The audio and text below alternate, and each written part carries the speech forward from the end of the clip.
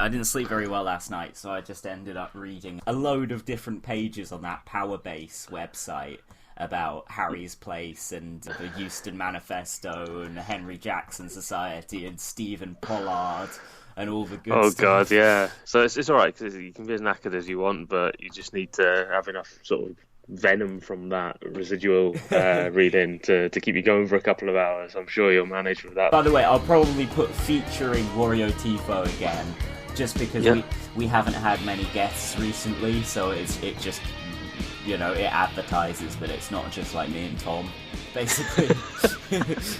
Yeah, no, that's fine, yeah. But it's just, we did it with Kieran at first as well. I think Laura was, she did one episode as a guest, and then straight away she was a host, but with the first few Kieran episodes, he was a returning guest. Yeah. I mean, you're not technically a guest, but obviously you're Mr. Seamus Milne now, but like... Exactly, yeah, I got promotion and everything.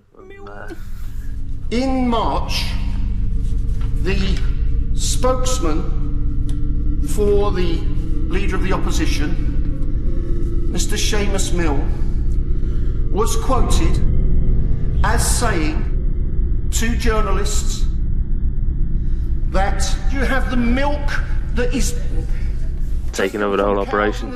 Exactly. Yeah, nothing to do, of course, with my like massive fatigue of politics or anything. But I'm just like, how can I like offload as much of the as much of the work here as possible? I do like that it was like, hugely fatigued with politics. Literally 2 hours later, right, we're gonna fucking rip into Harry's Place tomorrow, right? Yeah, I think that's kind of that's like the cycle of depression. Is like I'm really just like, fuck it, I can't be asked to do anything, and then a couple of hours later I'm like, alright, let's go, let's fucking do this. Not much middle ground, either all in or fuck the lot of it. Yeah, that sounds about right. St. Petersburg at it again. St. Petersburg troll factories. The St. Petersburg troll factories are ready. Mr. Seamus Milne. I'm gonna get up that website actually that Simon sent me, the Powerbase one. Yeah, I've got the main Harry's Place page on that up now. That is quite a reference to Ollie Cam in there as well. What a surprise! Yeah, God, he could. Yeah, David Hirsch is another one who crops up. This particular website is just one I always end up going down the rabbit hole of some sort every time I open it up. Yeah, so what is Powerbase? Essentially, it's like a wiki site for... It calls itself like public interest investigations, but it's really, I think, a broadly left-wing attempt to highlight what a lot of these sites and commenters and news organisations are in terms of, you know, how quickly sort of scandals and stuff get memory hold, like Johan Hari, for example, who actually did face the consequences for it. And he appears a lot in the Harry's Place and the Euston Manifesto pages. Oh, of course. He's a key figure, you know, alternately a villain and then a hero and then a turncoat villain to him, you know? Yeah, because he backtracked on his hawkish beliefs, didn't he? They, in fact, largely tend to claim credit for basically discrediting him, which is a load of bullshit. Right. Jeremy Duns, who isn't Harry's Place as such, but I suppose very loosely aligned with him. Oh, you mean claims... Brexistant? Yeah, him. Specifically him, yeah. That's as good a guess as anyone to come up with, I think. Yeah, I think so. He won't know what I'm talking about anyway. Nah. What's that other guy? Jimmy Rushmore. Oh, yeah, that guy. He's very much part of the pro-war sensible left. Absolute freak, that guy, man. Proper racist and all. In the kind of Harry's Place way, in fact. So I wouldn't be surprised if he was at least an avid reader of it in its glory years. I did think Powerbase, it's not written as objectively as Wikipedia. It's the editor's opinions. And there are some crank tendencies on there. I largely would say 100%. I agree with the politics for the most part, but I mean, like, for example, the very first subsection on the Harry's Place page is a massive section called Zionist Orientation, which, I mean... They do have a Zionist orientation.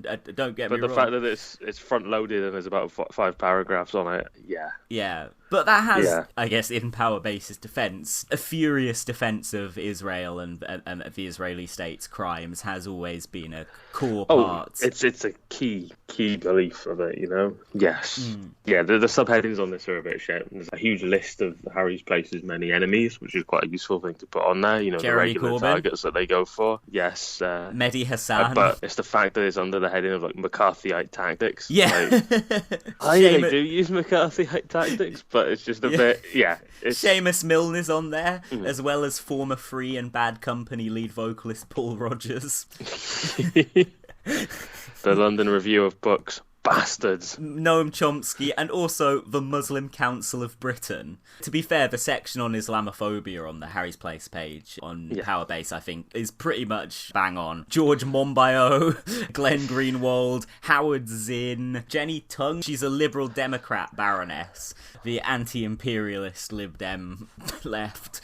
She's critical of Israel and vocal in support of the Palestinian cause, apparently. Controversial acts and comments led to accusations of anti-Semitism and to her eventual suspension from the Lib Dems. She resigned from the party in 2016, so she's actually been an independent of the Lords since 2012. And it looks like that she's made various comments about the quote-unquote Israel lobby and stuff. So, okay, you can see why Harry's Place came to a disagreement with Jenny Tung there. And of course you got Slavoj Zizek, Seamus Milne, The Guardian in general, which is weird because The Guardian definitely published basically advertorials for Harry's Place by Harry's Place contributors. Yeah, there's a lot of respectable columnists and that would, in its heyday, happily write for it, you know? Do you reckon Seamus commissioned the Harry's Place people for The Guardian? He must have done at least once, yeah.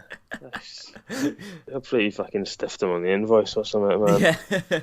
He gave Bin Laden treat all a much workers bigger fairly fee. apart from those cunts. Yeah. So, like... Yeah, exactly. Put them on the opposite page to Bin Laden's speech, man. An opposing view. Give Bin Laden, like, a big picture in there and them just, like, crammed into some tiny little box. That's how you do fucking balance in the media. Exactly. Oh, good old Seamus, man. Should we backtrack and do the start of this episode properly? Because, like, we haven't really introduced what we're doing. Yeah, we've just kind of gone straight into talking about what research we've been doing. Just go into war with any sort of structure or just concept of linear time now. That's the level our podcast's on. Exactly. This is non-linear warfare. Yeah, taking that very literally. Yeah. Russia! Okay, so today on Real Politik, myself, Jack Van Reed, and my brand new Director of Strategy and Communications, brackets, Mr. Seamus Mill. Mr. Seamus Mill. At Wario Tifo, Geran. Hello. He is here today to talk with me about Harry's Place, the possibly at one point influential British blog representative the pro-war, the sensible left, and generally that kind of movement in the early to mid-2000s that also comprised the Euston Manifesto. There's this guy called Alan Johnson who's not the Labour MP, but he is a proper Euston Manifesto guy, and he edited this journal that has since been subsumed into Dissent magazine, Democracia or something. It was like a Greek word for democracy, I think. It's a very Kilroy Silk take on any political engagement, isn't it? Yeah. Just get a vaguely Latin sounding name and that'll do, you know, something from the ancient world. But it sort of also has to be something that could plausibly be a team name in a series of The Apprentice. And I think it's got to sound like vaguely leftish. Not too leftist, not like anything with like solidarity in the name, although, to be fair, not everything with solidarity in the name is particularly leftist, but, you know, it's just something like, democracy is, you know, sensible centre-left policy, and then the Greek thing, they'll be like, well, you know, it's kind of, because at heart, these guys are all those little nerds with the statues in their Twitter avatars, you know. Fucking hurry up and call yourselves Dignitas and just square the circle. Lads. Call yourself Sargon of Akkad and my lads.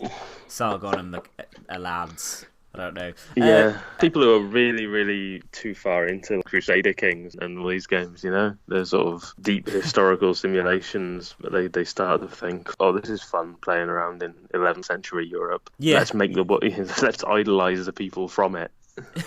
Okay, so, right, I've gone on this guy, Alan Johnson, the editor of Demokratia.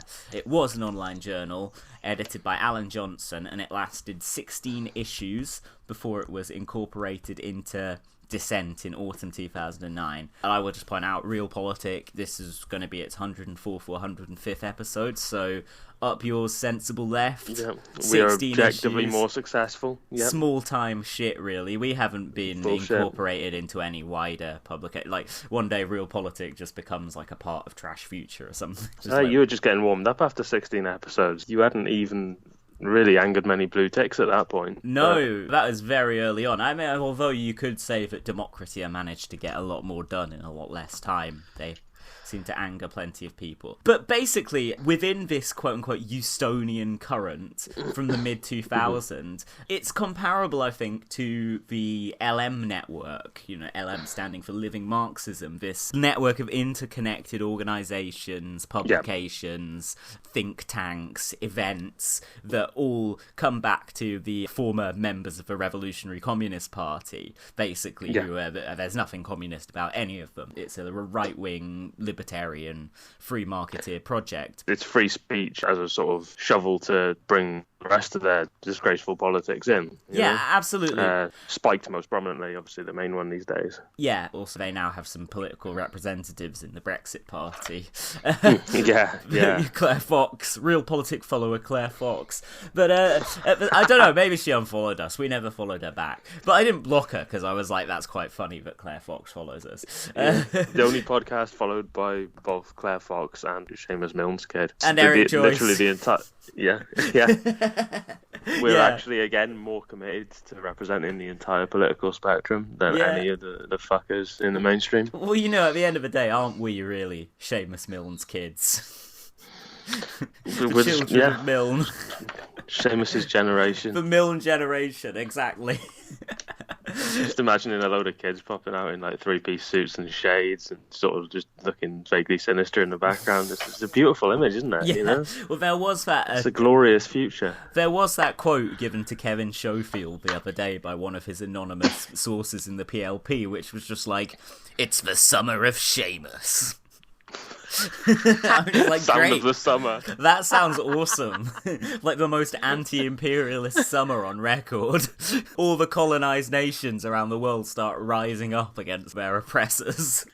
Sorry, we've gone on a very long tangent here. What I was saying was that Demokratia is part of this Eustonite current that also includes a myriad LM network-style front organisations, including Labour Friends of Iraq, which seems to basically just be like a lobby group for invading Iraq, or at least was at one point. I don't know how often Power Base is updated, but I don't know, a lot of the stuff on here seems to stop at about 2009. Yeah, I think this was, like Harry's Place itself, very much a product of that sort of blogosphere of the long noughties, if you like. There was also... It's still there, it's still going, but it's not... It's had its day of real influence. There was also another organisation that was headed up by Alan Johnson, not the MP, which was called... The Lesser Alan Johnson. The Lesser Alan Johnson. Which is saying a lot. Yeah, although I think the other Alan Johnson probably would agree with a lot of their political positions.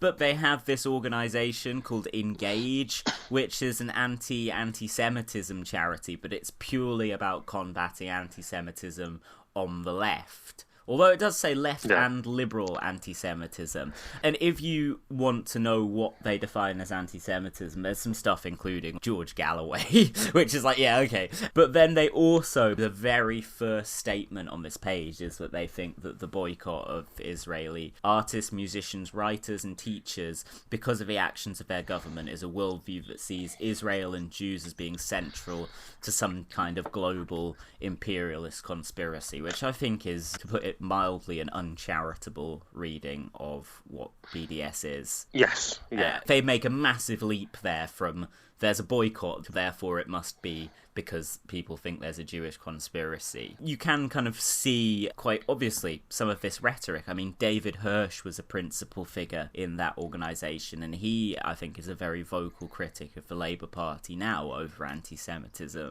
So some of this stuff is carried over, and then at the same time there's another organisation that Alan Johnson co-founded in 2005, and this is, according to the AWL actually, who have many links with all these groups, it was a subgroup created by Labour Friends of Iraq, although Alan Johnson denied this, and this group was called Unite Against Terror. Fuck's sake. They think they're being very clever with making the name of the organisation sound like left-wing organisations. Yeah. Just fuck off, lads. Yeah, so this was a year before the Euston Manifesto. Alan Johnson said, second, I did not write the statement alone. I guess they wrote a kind of Euston-style founding manifesto. He says that Harry and I co-wrote it with help and input from other people. So now we've got a little bit into this kind of network of hawkish sensibles. Should we explain what the cornerstone of our discussion today, Harry's Place, is, and who Harry may be? Because I think I know who he is, and I can cite a source that says who he is, but I can't say conclusively that I myself know it to be him. Yeah, it was certainly, I believe, was originally him. There's some discussion as to whether he's kept ownership of the site the whole time. Oh, I don't think he has. I think it says somewhere on Powerbase that Harry of Harry's Place fame actually left the site fairly early on. I think about 2006, maybe. Yeah, which was still a little while into it, but it matches what I've read. Yeah. So what is so Harry's basically Place? Like you had the Euston Manifesto, obviously, which was essentially people presenting to varying extents as centre-left, left-wing, centrist even as well, that were quite hawkish in terms of foreign policy, with a number of concerns, one of which is they were concerned about radical Islam, and there was a big series of strands, I think, within that, of people who would mean that specifically to mean active terror cells, and people who would extend that to different levels of who is and isn't a fellow traveller. Yeah, so some of them were really quite broad about who they mean. So some of them make some quite nasty generalizations that basically any Muslim that doesn't explicitly denounce terrorism is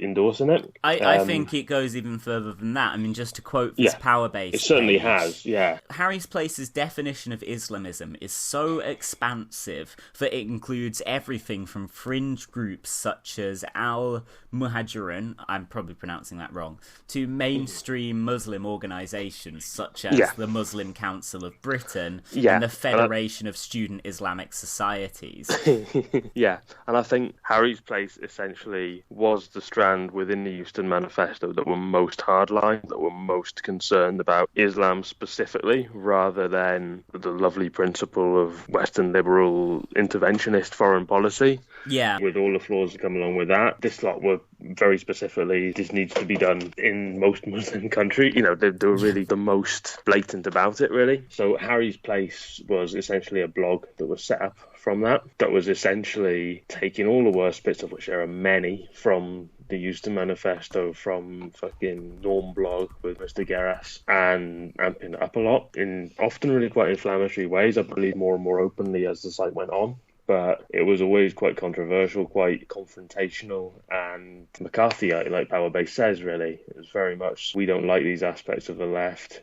Here are all the people we're going to name that are expressing these views and why they must be removed from public life. I've got an absolute belter of an article I've found from December 2006. Oh, yeah? That is, so goodbye then, Seamus Milne. Seamus Milne is on his way out of the Guardian. Sorry, let me correct you, please. Mr. Seamus Milne. Mr. Seamus Milne. Look, I, in my own speech, would always respect the official style guide. I am simply, in my commitment to journalism, reporting the alleged journalism of hurryupharry.org. Do they not have a Gapesist tendency at Harry's Place? I mean, for fuck's sake, they're really not representing the pro-interventionist centre-left here, in my view. I think Gapes probably doesn't act the hard man enough. He does a bit, and it's funny, but these are all sort of people who like to act like they're going to physically attack any leftist that comes on their patch. There's so many good quotes in this article, by the way. Seamus Milne's career as comment editor has been characterised by an editorial approach which suggests he has little understanding of the nature of journalism, but a very strong commitment to promoting the political projects of his cronies. His cronies. God, it's exactly the same as the way people write about Milne these days. Yeah. They've very much won that battle, is the worrying thing. Milne also commissioned a series of eccentric articles by nostalgist and Serb apologist Neil Clark.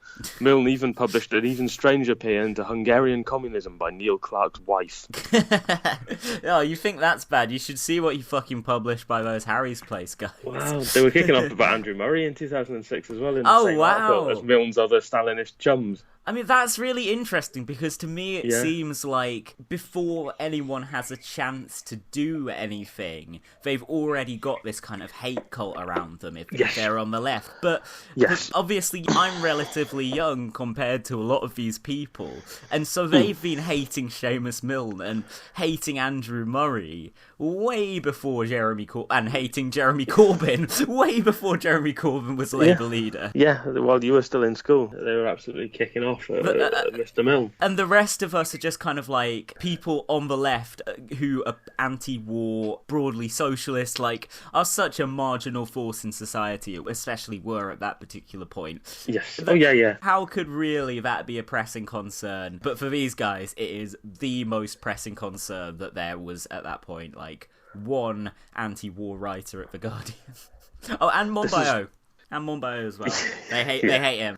Yeah, of course, they hate quite a lot of people, but, you know, Milne and Murray are obviously ones that have become more influential now than they ever were as active journalists and writers, as good as they, and Milne in particular, was at that. But I think this is the thing, the site is long past its peak. It doesn't get many readers, much discussion like it used to in its so-called heyday, but it's got a certain influence in the sense that when these people have come into prominence now, there's been a bit of a left resurgence and some opportunity within Labour for left activism. You've got more young people getting involved and so on as well, and these are the people that in senior positions running the thing. Shit lazy journalists are able to just put this person's name into Google and find an archive of hit pieces from every time they've made a speech. And that will, and of course this will shape their perceptions of this person. Them a bit. They're just like, well, Seamus Milne, it appears that the consensus on this one blog that has written extensively about Seamus Milne as an individual is that he is a quote-unquote crank. Have you noticed that? They use the word crank a lot and they have a very broad definition of it. And it, again, is summoning up the elasticity of the definition of crank now used, where it's just like, oh, Jeremy Corbyn's a crank. A lot of the attack articles on these people in these circles today are essentially old Harry's Place articles, which would have been by pseudonymous Harry Hatchett or David Toob, who was one of their most libelous writers. Those bylines filed off, put fucking Iggy Ozstan in or something at the top, and there you go. That's a new news article in about 20 papers, you know? I mean, he's their kind of spiritual successor, isn't he? Yeah, apart from a couple like Nick Cohen, obviously these aren't household names, these regular contributors to Harry's Place, but I just imagine them having all the same fucking stupid pube moustaches as Iggy Ozstan. Oh my god, that like, guy's morally facial hair is appalling. Morally. Appalling. And that guy, I mean, he's a proper Harry's Place dude, because I don't regularly keep up with his journalism, but I'm sure he has at one point exposed some genuine instance of anti-Semitism, but the vast majority of things he exposes are just somebody is anti-war, somebody is pro-Palestinian, someone is like pro-Irish or something, because this lot all want to just rip up the Good Friday Agreement as well. You read some massive headline in 6 papers and you click through it, it's like, freelance blogger Iggy Ozstan has discovered that Seamus Milne once said that the Palestinian people are oppressed. It's like, oh my god, really? This was never something that Seamus wrote a book and multiple columns on. Not the whole of his second book, but it's a collection of his columns, and largely deals with his anti-imperialist views. I don't know if there's more of that anti-Seamus Milne piece that you wanted to read. Not much on that one particularly. I think there are more Seamus Milne pieces on it. I don't doubt it, but I was going to say, there's a bit on the Powerbase website. Or no, in fact, let's go over to Nick Cohen's Wikipedia page for a second. Stupid cunt. So the Muslim Council... One day, one glorious day, we'll be able to go to his mugshot instead. Yeah. The Muslim Council of Britain has described Cohen as being on the vanguard of Islamophobia in this country. Alright, so here we go. In this Guardian article from 2006, it's about John Ware, who recently made that anti-Labour documentary, who is described here as sharp as tacks, who would make an improbable Secret Service agent. Yeah, I don't know about that. But apparently, Ware, in 2006, said he is one of 5 journalists, the others being Martin Bright, who was at the time a political editor of The New Statesman, which published the Euston Manifesto at the time.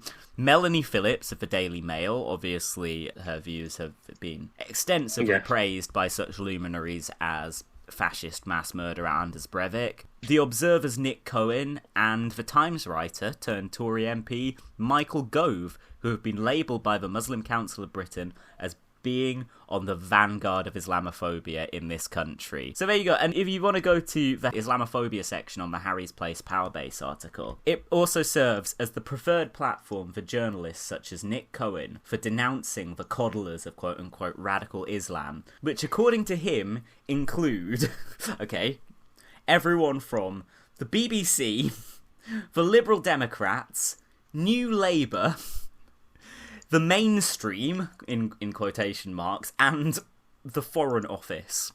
Famously pro-Islamofascism. Definitely, Foreign Office.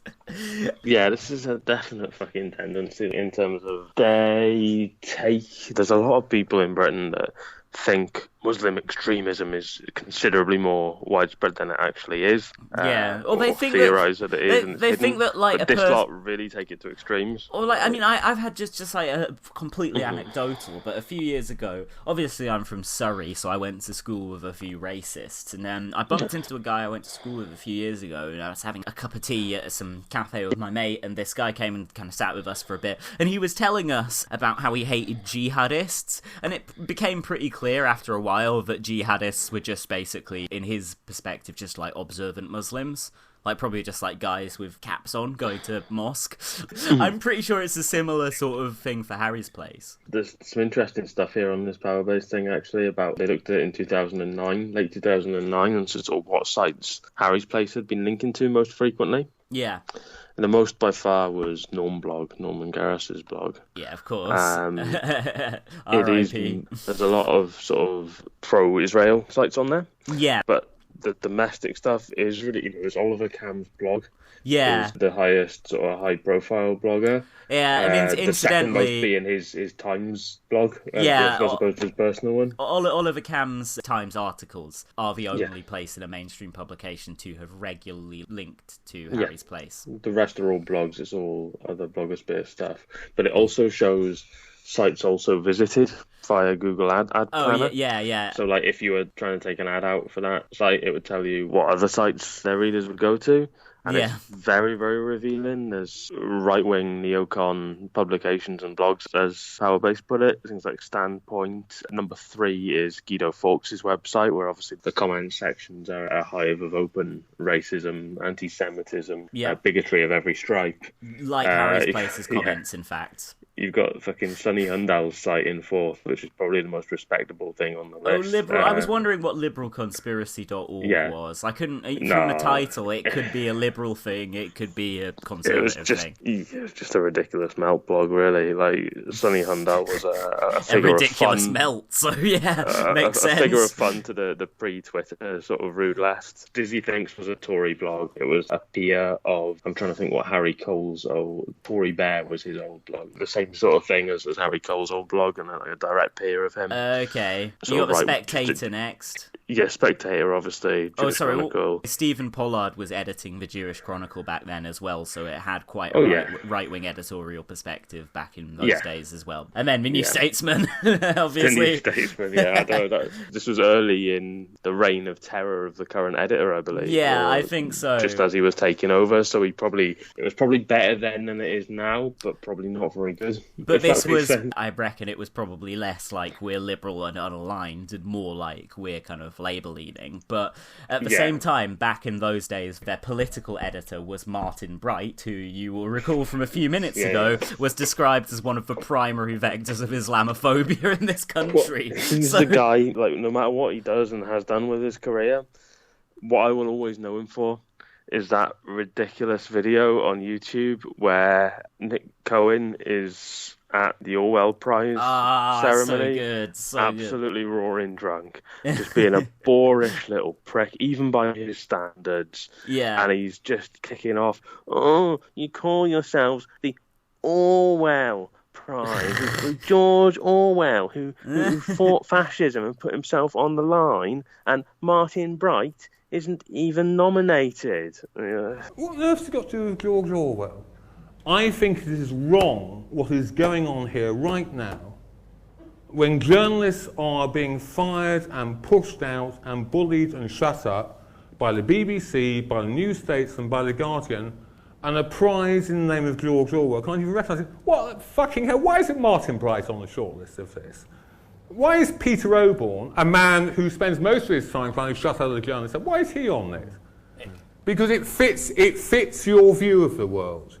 Now, that's fine. Call it your view of the world. Don't rob the grave of poor old Orwell. You leave that poor old guy alone. He will want nothing to do with people like you. And like, he's literally so bad that fucking Peter hit. I'm not even going to spoil it. Like when we actually, he's in the audience, isn't he? He's not on the panel. When we run this episode, I will make sure to link that video in the replies. We'll get the clip in the episode as well. Yeah, I won't spoil what it is, but from the floor, Peter fucking Hitchens just destroys him. Like, it's excellent. He's just like, basically, pull yourself together, man. Just You're a disgrace. And I just sat here and listened. Martin Bright's not on the list, but Peter Oborne is. And Peter Hitchens is. For fuck's sake, these are people on $100,000 a year. Nick, these are people whu have never risked anything in their life. They're the people who always made prefects in your school. All right. Let's try and This is in the fine tradition of Orwell debates, because I remember nothing about Peter Hitchens did exactly the same last year, from this panel. I was sober at the time.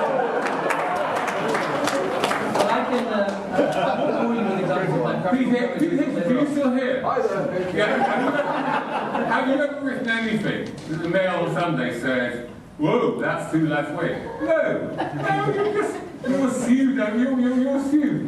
pseudo radical. You say you're rebelling against the left, you do it on the Mail on Sunday. You try rebelling against the left on the Guardian. You try doing what Martin Bright does. Who gets fired?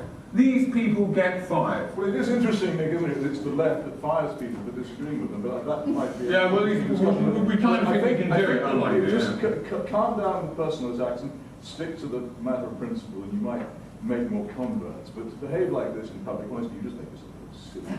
Yeah, your point. I wasn't invited here to debate, but I can't really sit here and be serially insulted by someone who plainly doesn't really want to write. But Peter, my point is this. I take a short break. My point is this. There's many reasons this is the case, but this is one of the reasons why I'm surprised that Nick Cohen is able to show himself in public. You know? Yeah, many reasons for that. To retire from public life. Yeah, of course, the Euston Manifesto era, circa 2006, Nick Cohen was still writing for the New Statesman. In fact, he co-wrote the original pro-Euston Manifesto piece in the New Statesman. He has subsequently been blacklisted by that publication and has not been published by them since, I think, 2007, so no idea what happened there. Yeah. And of course, Oliver Cam, who we've talked about, he's still going. In fact, the first Real Politik Twitter account was famously suspended for threatening him with a cricket bat? It was a cricket bat, yeah. I forget, with a cricket baseball bat. No, it wasn't a tennis racket, I know that. But it was cricket, because you've got to put the threats in a language that a sad little England freak like Oliver Cam would understand. We lost an account for that. We did our time. To be honest, worth it. No, we didn't lose an account. We got suspended. We got suspended for a week, and then we got for a while, so perma suspended. Yeah, we got perma-suspended over the Daily Mail stuff, but the cam thing we just had to switch to our old. You might have got away with it, maybe not. If it weren't for those meddling fucking journalists. Full critical support of Kieran threatening Oliver Cam with violence. Cam, who has apparently now been banned from editing Wikipedia pages. Oh, no, come on, let's be fair to him. We don't want to get sued. He's only banned from editing Wikipedia pages about UK events or figures. Oh, okay, sorry, yeah. A certain account that is on Wikipedia that is quite possibly Oliver Cam. Yeah, his rabid right-wing, anti-Palestinian, all sorts of other causes views I don't know. Why everyone thinks Oliver Cam's a cunt. Yeah, and his creepy behaviour towards other bloggers, towards Wikipedia editors. Fuck, let's talk about Harry Hatchett, because he's the founder of Harry's Place. He's the guy who made it all begin, and a shockingly influential figure in many ways, despite stepping down from Harry's Place quite early on in their history. Hey, get this. External resources. Harry Hatchett, Little Atoms interview. Little Atoms are too fucking small time to have their own page on here, but of course, when we were talking about the sensible left and the pro-war left, I was saying to Geraint, like, are there any pro-war podcasts I could listen to with a spliff? And then I was like, well, I guess Little Atoms, but then I find them such just, like, insufferable twee fucking shite that I just could not. I'm not going to listen to fucking Padraig Reedy fucking bang on. Like, after his disparaging comments about our sound quality in an episode that I struggled very hard to edit because there were technical difficulties. A blood vendetta against Padraig Reedy from Little Atoms has now been put in place. I will hold this grudge for the rest of my life. Quite fucking right, man. Yeah, probably get more listeners than that cunt. Yeah. And this is just with fucking jury-rigged Skype setups, you know? I wanted to talk about Harry himself. Yes. Let's cite somebody who I think is very trustworthy. Blogger, sociologist, friend of the show, and former aide to Tristram Hunt, Phil BC. Phil Burton Cartledge, one of the great analysts of Tory ideology and one of the clearest commentators on his blog, a very public sociologist.blogspot.com on the Corbyn era over the last few years. Now, Phil identifies he does it very kind of offhandedly. So this is in an article about the UK Left Network, which was a discussion group set up in the early 2000s, of which Phil was an admin. And he talks about how bad-tempered exchanges probably contributed to Harry Steele / Hatchett, which were his two pseudonyms, setting up Harry's Place. And next to Harry Steele / Hatchett, he puts brackets Simon Evans. There's a link to a now dormant website called sgevans.com, but Simon Evans is on Twitter at SGEvans, and he is a Reuters football correspondent who... Yeah, fucking hell, looks terrifying. A very authentic twist if you read any of his journalism, really. He's got that look of, like, cold, murderous... He's just thinking about, like, how he hates fucking, like, John Pilger or something in his profile picture. Just like, I am going to crush Ken Loach between my little finger and my thumb. He sits at home and he tells everyone who disagrees with him on anything to read some fucking Orwell. Of all people, Orwell would have revolted against this. And then he goes in the next day and he clocks on to write his shit authentic football journalism, and he tells everyone to read some fucking Glanville. So when I was growing up, it was a weird time for sports journalism because there was a lot of the sort of dinosaurs of it hanging around, and then things had changed a lot.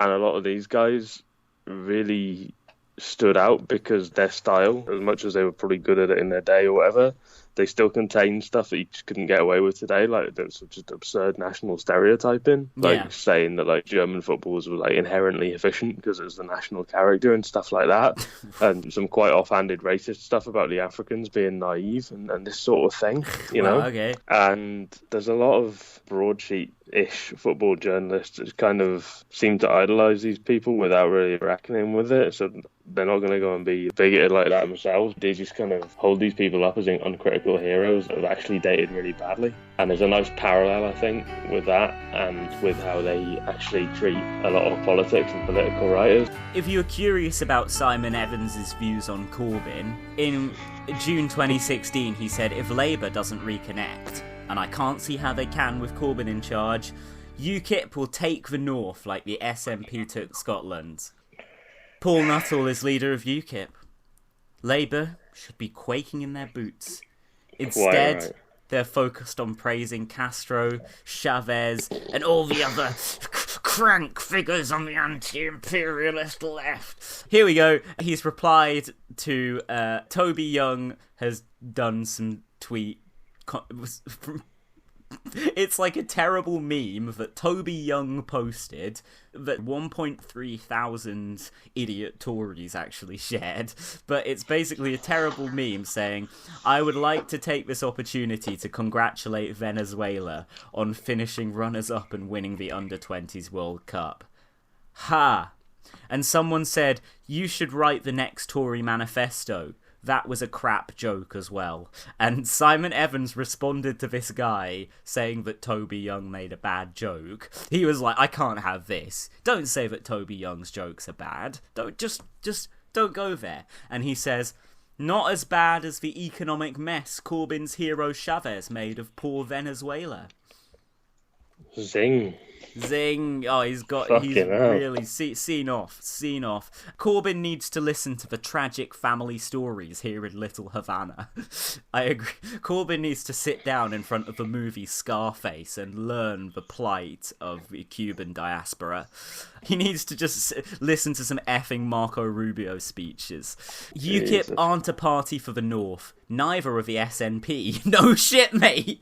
Or Corbyn's London Labour. So he's really into this, like, Corbyn Labour. Newcastle not going to vote for SNP. Yeah, I know. A, like, no shit. But B, like, he's very into this, like, Labour under Corbyn are rootless cosmopolitans kind of thing. I'm looking at this guy's recent tweets, right? And he's quote tweeted something saying about the value to brands of shirt sponsorship for the top Premier League football teams. And he's complaining, sadly for those of us who clean football shirts, sponsors' logos won't be disappearing anytime soon. And I'm reading about his love of clean football shirts and everything about his awful politics. And I'm thinking, is this the necessary evil equivalent to Trevor Bastard? Dun dun dun dun. I've been all over the world, I had a sex dream. I've been all over the world, I had a sex dream. In the world, who famously loved extremely crowded and garish football shirts and has good politics. So what does it... Does his existence mean there has to be a Simon Evans somewhere? Does it mean just very sparsely designed shirts, or like shirts with no advertising on them? He basically just wants, like, plain shirts with the club colours and like the little club badge on them, which is fair enough. Notes for you. But he's anti-sponsored, and that would be fair enough. But the entire rest of his politics are essentially why shirt sponsorship and the commercialism of sport has gone out of control. I think this is a thing, and this is, as I noticed, with the backlash among US film types that I followed to Bernie Sanders, or the backlash amongst British music critics to Jeremy Corbyn. People will hold some left-wing views, mainly pertaining to their cultural interests.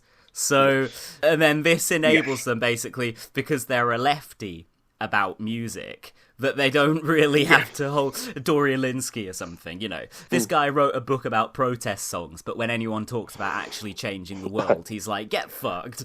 Anytime someone protests within 100 miles of his house, he's... Police emergency. Can I have a police?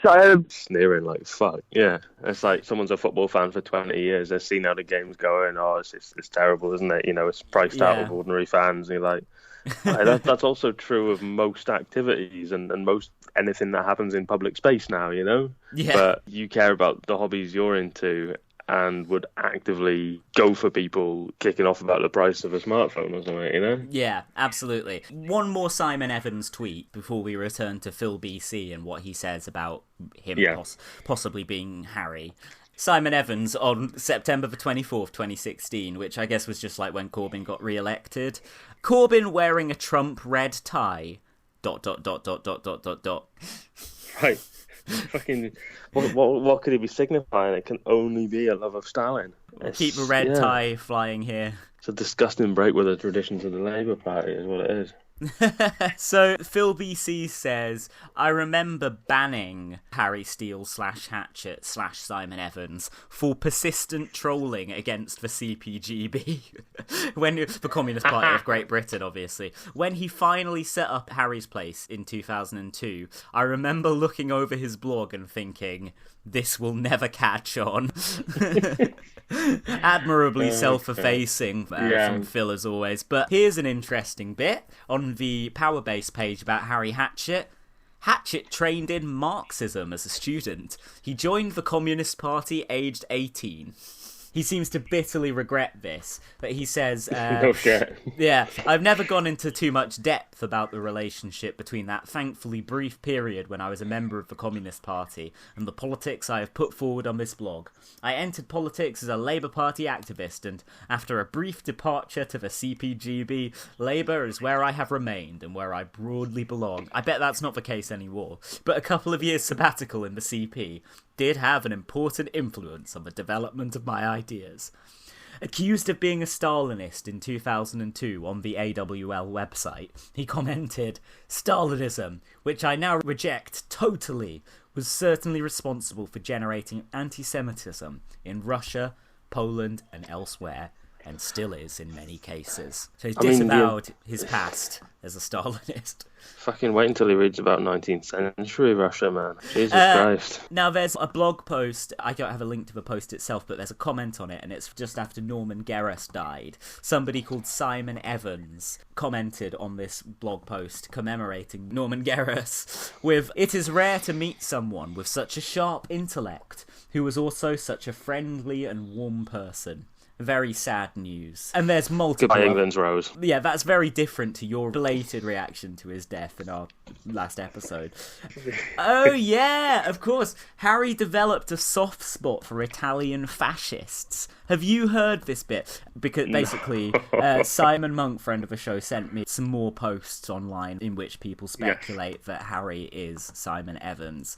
But here's a couple of his fucked up views. Steele criticised the Socialist Workers' Party-backed Socialist Alliance over the Oldham riots in May 2001. Now, I think that's a deceptive framing by Powerbase, because if you take out the internecine arguments between this pro-war ex-CPGB guy and the SWP, really it's just Harry going off on a racist rant. So he says, for the Socialist Alliance to describe the police in towns as Oldham as racist might sound radical and win a few easy recruits, but it is far too simplistic. We are not talking about Brixton or Toxteth in the early 80s. Most white people think the police have been letting Pakistani youth get away with actions that white youths would be banged up for without a second thought. It's like, that's because most white people are at least a bit racist. And he continues, and they have a point. Just to make it clear that he actually agrees with this idea that the police are more anti-white than they are institutionally racist. Now, here we go. On the Alleanza Nazionale, an Italian neo-fascist movement led by Gianfranco Fini, Hatchet wrote in 2005, challenging The Guardian's description of them as neo-fascist, that, as well as making clear repudiations of Italy's fascist past and calling for votes for non-citizen immigrants, Fini has taken up other positions that run contrary to the fascist tradition in Italy. Get this. He is pro-European Union and pro-US. Neither of which fit easy with the claim that he is still a fascist, as if being pro-US has never been a characteristic among fascists. It's absurd, isn't it? Not like the CIA helped Pinochet come to power or anything. He says, after September 11th, AN posters across Italy declared solidarity with the United States. Italian fascists despise the US for obvious historical reasons. He is also, get this, so he's definitely not a fascist, he is also explicitly in favour of capitalism and the free market. Now, are you sold here? Like, this guy is clearly not a fascist, is he? He loves the EU, he loves the US, he loves capitalism and the free market. This guy is a sensible left, man. Again, This is a break not only with old-style Italian corporatist fascism, but also the later post-war concept of the social right, which believed in large-scale state ownership and nationalisation. Okay, before I start ranting, I'll read the end of this bit because it keeps being really good. So they're definitely not fascist, right? Now here's the final piece of evidence, really puts the nail in the coffin of the stupid idea that this fascist movement are fascists. AN also supported the liberation of Iraq. A position that I am not aware of any of Europe's genuine fascists taking.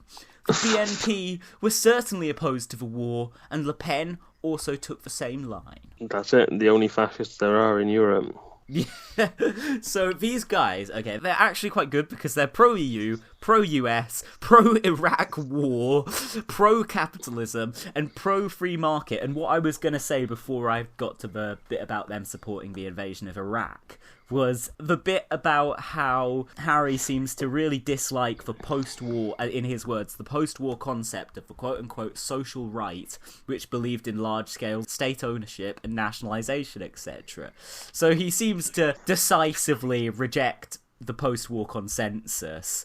And, I mean, it's not really surprising from somebody basically Blairite in their political orientation. Indeed, on the Harry's Place Power Base page, there is a section called To Blair's Defence, but so unconvincing that these guys are, like, part of the left, you know? Yeah, just ridiculous people. You know, they've got all these extremely dubious beliefs about various minority groups, but also they support the Iraq war, so it's impossible to say if they're good or not. Like, what? No, they're definitely good, okay? Anyone who is pro-Iraq war is a friend of the sensible left. That's it, basically. Yeah, it's a feature of the movement that their sort of claims to be in the sensible left got more obviously flimsy over time, because over time you see what they write 99% of their articles about, and it's like when people do these quizzes when there's an election on about which party should you vote for, and it just sort of shows you the policies blind and you click on them. And then you get people who come out like 90% Labour, 10% BNP. Yeah. Because their education policy sounds quite similar to Labour's or the Greens or something in a vacuum. But then people are using that. But I thought they were a far-right party. You've paid yourself. But the entire manifesto that isn't the racist bits for the BNP is an afterthought, whereas the quiz gives them equal weighting. And it's like that with the sensible left, like, we're left-wing on this area, and this area, and centrist on this area, and then, you know, we have a different view on this and this, which coincidentally makes up everything we write about and what we basically stand on the street yelling at yous about, you know? Yeah, absolutely. So on balance, we're actually quite left-wing still. Right now, because I think some of the positions that their writers took are worth looking into to get a kind of handle on the sensible left.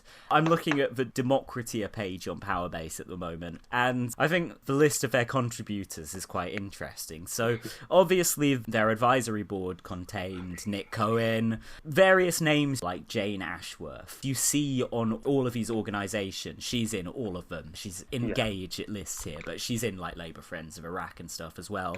And the person after her is Harry Barnes, the joint president of Labour Friends of Iraq. You've got Norman Gerris, of course. You've got Johan Hari. You've got David Hirsch. You've got Christopher Hitchens. You've got George Howarth MP, who I think is still fucking alive and in Parliament, unfortunately. You've got Francis Ween, who I largely know from Simon Hedges, being in a sort of... Yeah, a sort of like dysfunctional friendship triangle with him and Nick Cohen.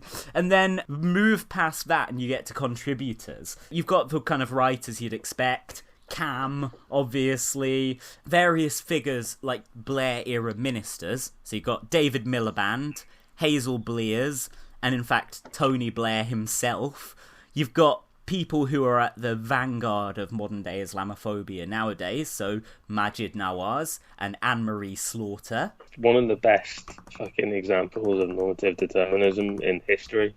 Slaughter. Anne-Marie Slaughter. I was thinking of Anne-Marie Waters, wasn't I? No, she's like she's Yeah. She was Obama's director of policy planning. Right. Don't worry, she still has terrible politics. Oh yeah, absolutely awful. Also contributors. Famous for why women still can't have it all, and so on.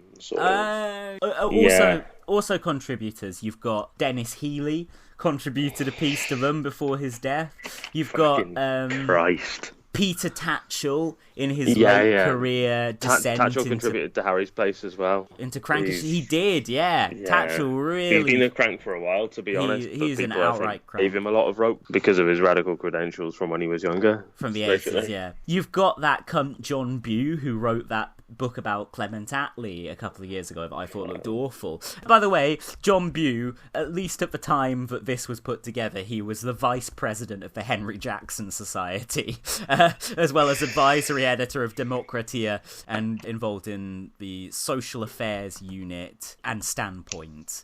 What's Standpoint like? Man, that's a guy who really hates Muslims, man. That is... Oh, really? That is some CV. But anyway, I've heard from a lot of people on the soft left that guy's book about Attlee is really good. I think probably not. Probably a load of repugnant imperialist bollocks that apologises for the Ernest Bevin side of the Attlee government. Incidentally, Democratia also solicited a posthumous contribution by Ernest Bevin. Which I don't know how that squares with their furious opposition to anti-Semitism. Anti-Semitism, yeah. I mean, yeah, he's an imperialist, I get it, but also really did hate Jewish people. Yeah. You know?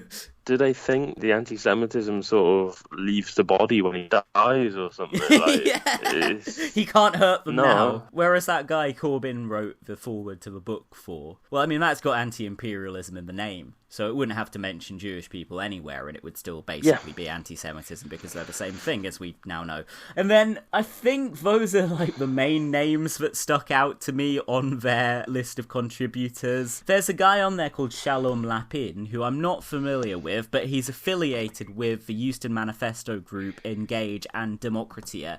And I believe that Shalom Lapin got in some kind of beef with another prominent Eustonite. Here we go.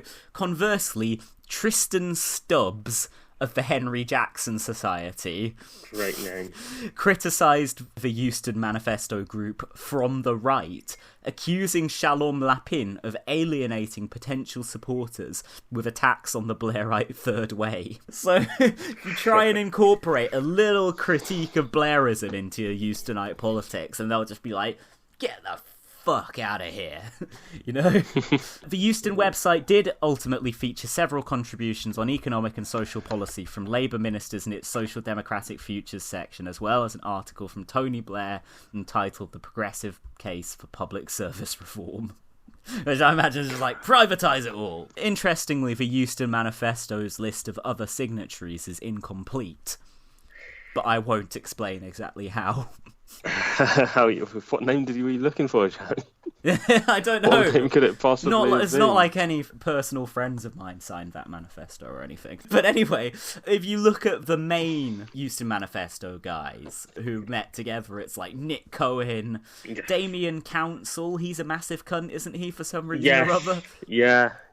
What's the crack with it? Oh, Gary Kent, director of Labour Friends of Iraq. So there you go. Yeah. Neil Denny from Little Atoms, the meltiest podcast in the world. There's a blog called Hack Mao that seems to be a contemporary of fuck what they called, Harry's Place, the guys we're doing an episode on. And also another guy from Little Atoms called Richard Sanderson. Man, Little Atoms was bad from the start. I didn't realise quite how bad. I think I looked to see if my mortal enemy Padraig Reedy had signed it, but I don't think he did. Fucking melted. He hasn't got the courage of his pro-war convictions, man. Yeah, but I mean, there's loads of links on this found it back in April. It was the archive of Norm blog, and they had like a regular feature where one of their readers or like occasional contributors would just do a bit about themselves. And there was a Damien Council one where he just sounds like an absolute prick, even in that context. There's people like Oliver Cam on there. The link to that one was down. Stephen Pollard did one, and it's again, it's just this real authenticrat sort of, I'm one of the lads right with you, but I also have horrendous political views, like right next to each other. Yeah. So I'd highlighted two little extracts from his little interview, and it was these two questions right next to each other. if you could choose anyone from any walk of life to be Prime Minister, who would you choose? And he's chosen... Melanie Phillips. No. He's chosen Jeff Stelling, the very popular Sky Sports presenter who does the live scores as they're coming in on the Saturday. Very is this Stephen Pollard? Yeah. Yeah, okay. That's who he wants to be so Prime Minister out of everyone. He's a football fan, is he? He's a normal guy. He's an average guy. He's a normal guy just like you. He likes football, he likes a cold beer, and what do you consider women? Another Lou Reed song from when he was trying to be like, look, I'm a normie just like you guys. Steak salad and Spotify, the album. You're having some steak, having some Spotify, reminded me of some kid who got shot in the head in the street getting crack. Fuck's sake, though. More medication, right? The next question immediately after that, so I think it's in the same screen cap. Yeah. What do you consider to be the main threat to the future peace and security of the world? Islam. Militant Islam. Yeah, okay, got it, yeah. Right next to each other, you know? See, if it was Akehurst, he would have said Russia in just split second. Yeah, of course, yeah. Like, fair play, Luke Akehurst may agree with their fanatically pro-Israel stance, but he's got his priorities. From the same interview, do you have any prejudices you're willing to acknowledge? Now, having already basically ranted about Islam in the same interview, you'd think he'd come up with an easy answer to this, but he's gone for, I would lock up any man over the age of about 12 with long hair or a ponytail. So he's not only a fucking proper driving gloves Tory, he's a proper driving gloves Tory from the 1960s. Yeah, who's angry about the hippies that they have now. He just call up his fucking nephew's gang to go along and murder the local hippies like the end of Easy Rider. And then you go for the big money, man, and then you're free. You dig?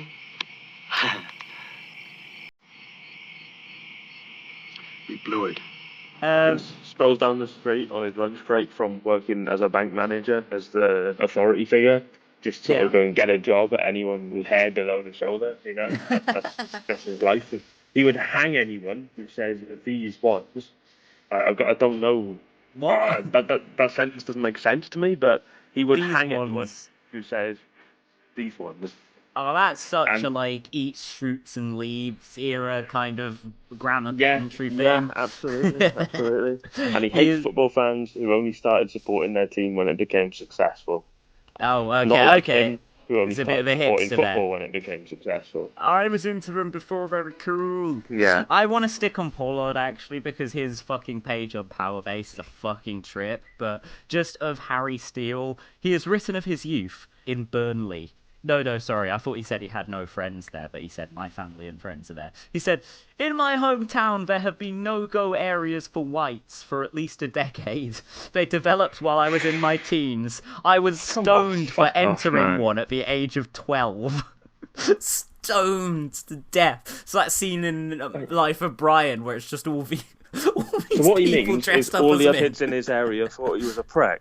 Yeah, they're all just cunts. They just all happened to, like, he just, like, conveniently ignored the white ones throwing stones at him. Yeah. He was just like, well, clearly this is a race war.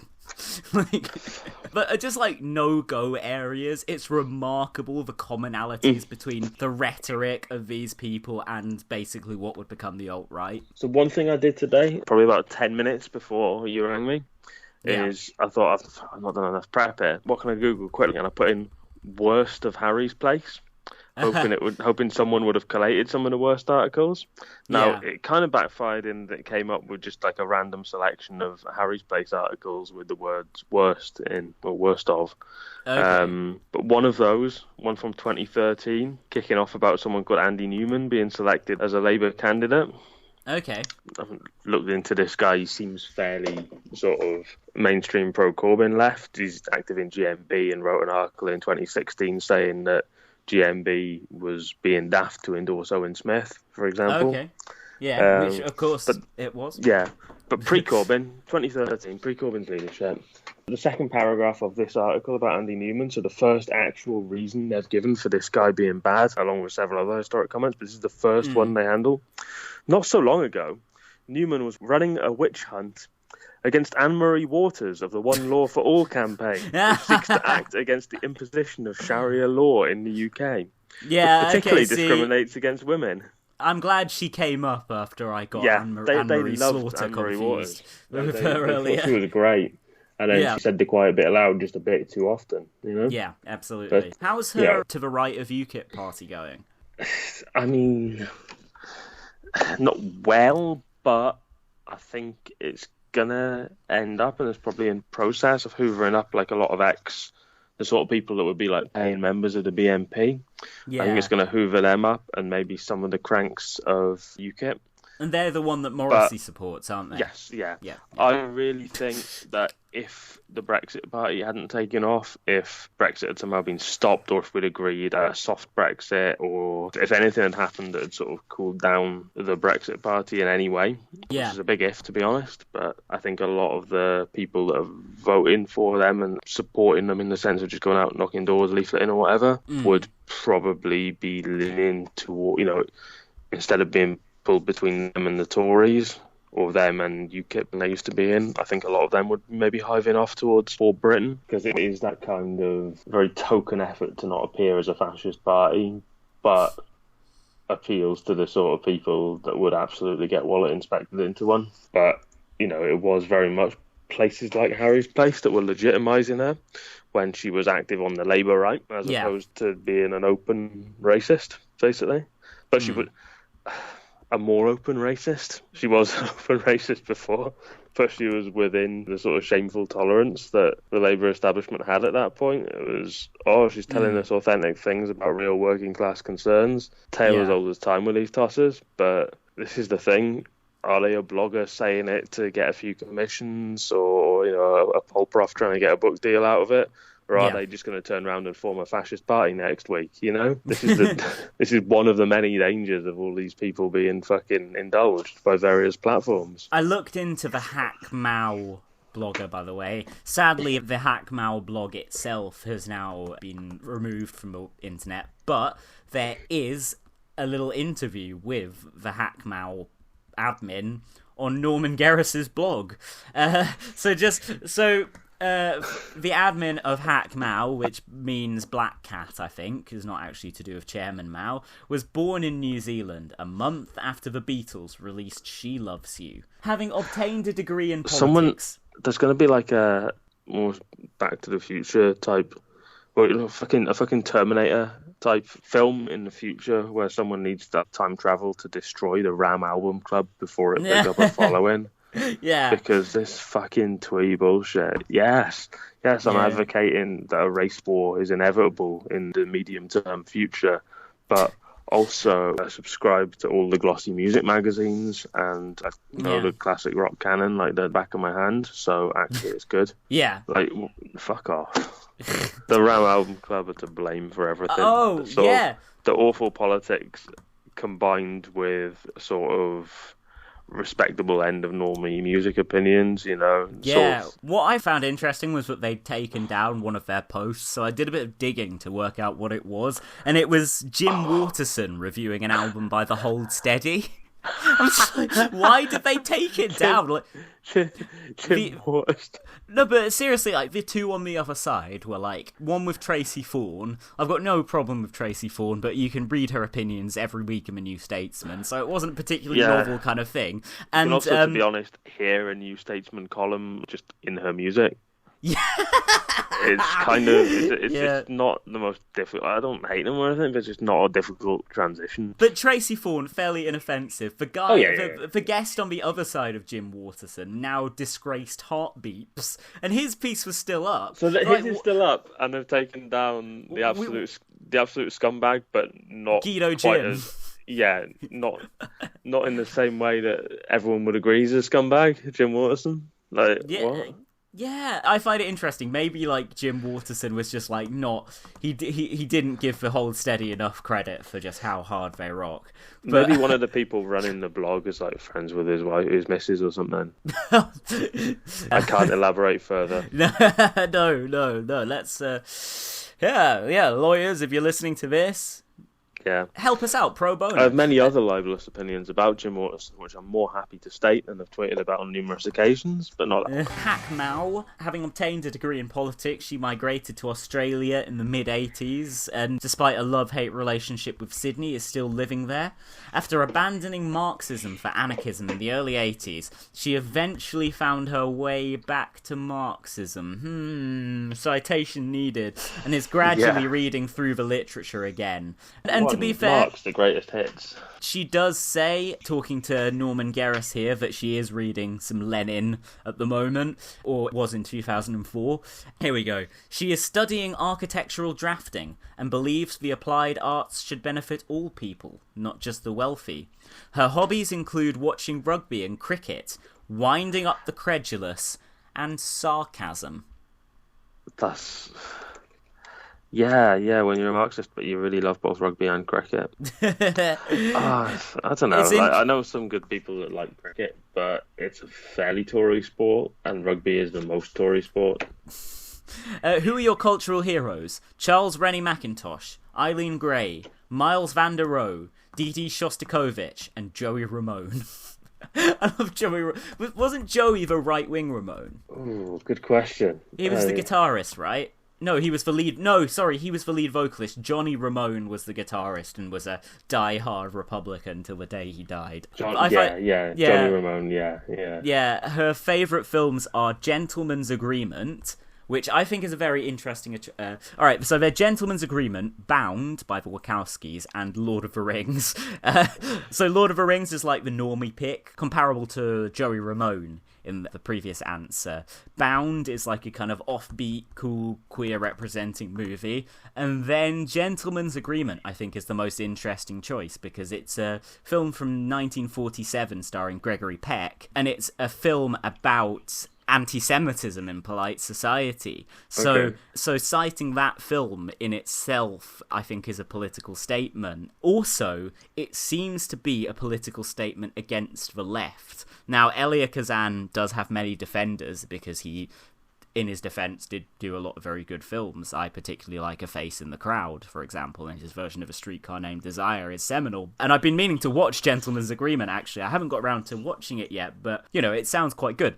But Elia Kazan was famously called up before the House Un-American Activities Committee due to his links to the Communist Party, which were quite tangential. But he basically named a hell of a lot of names. He completely disavowed communism and all kinds of left-wing thought, and never, ever apologised or accepted that he did anything wrong.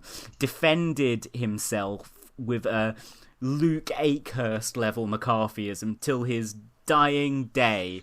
And of course, there was that famous moment in the Oscars in 97, I think, where Elia Kazan received an honorary Oscar, like a Lifetime Achievement Award, and various people, including the actors Ed Harris and Nick Nolte, refused to stand when he was being applauded, which apparently damaged Nick Nolte's relationship with arch-liberal Martin Scorsese for good. Apparently Scorsese does not return Nolte's calls anymore. Scorsese, incidentally, has been wanting to make a biopic of Bill Clinton for many years, if you're wondering where he comes from politically these days. So that was a very long tangent. I just thought that Gentleman's Agreement being cited as the number one choice for favourite film is a bit of an interesting and telling choice. Yeah, for a proper returning to Marx. Yeah, interesting. But there is more genuinely left-wing stuff in this interview with Hack Mao than there is in, I would say, any other Eustonite piece of writing I have ever read. So, credit to Hack Mao there. Mao by name, Mao by nature. Yeah. The worst Maoist, yeah. No, Hack Mao, just to clear it up, is a Euston signatory and everything. Given that we've talked about fucking the axis, the overlap between horrendous hawkish political opinions and performative broad pop cultural references, I think it might be time to drop the worst signature in Twitter history on our poor, long-suffering readers.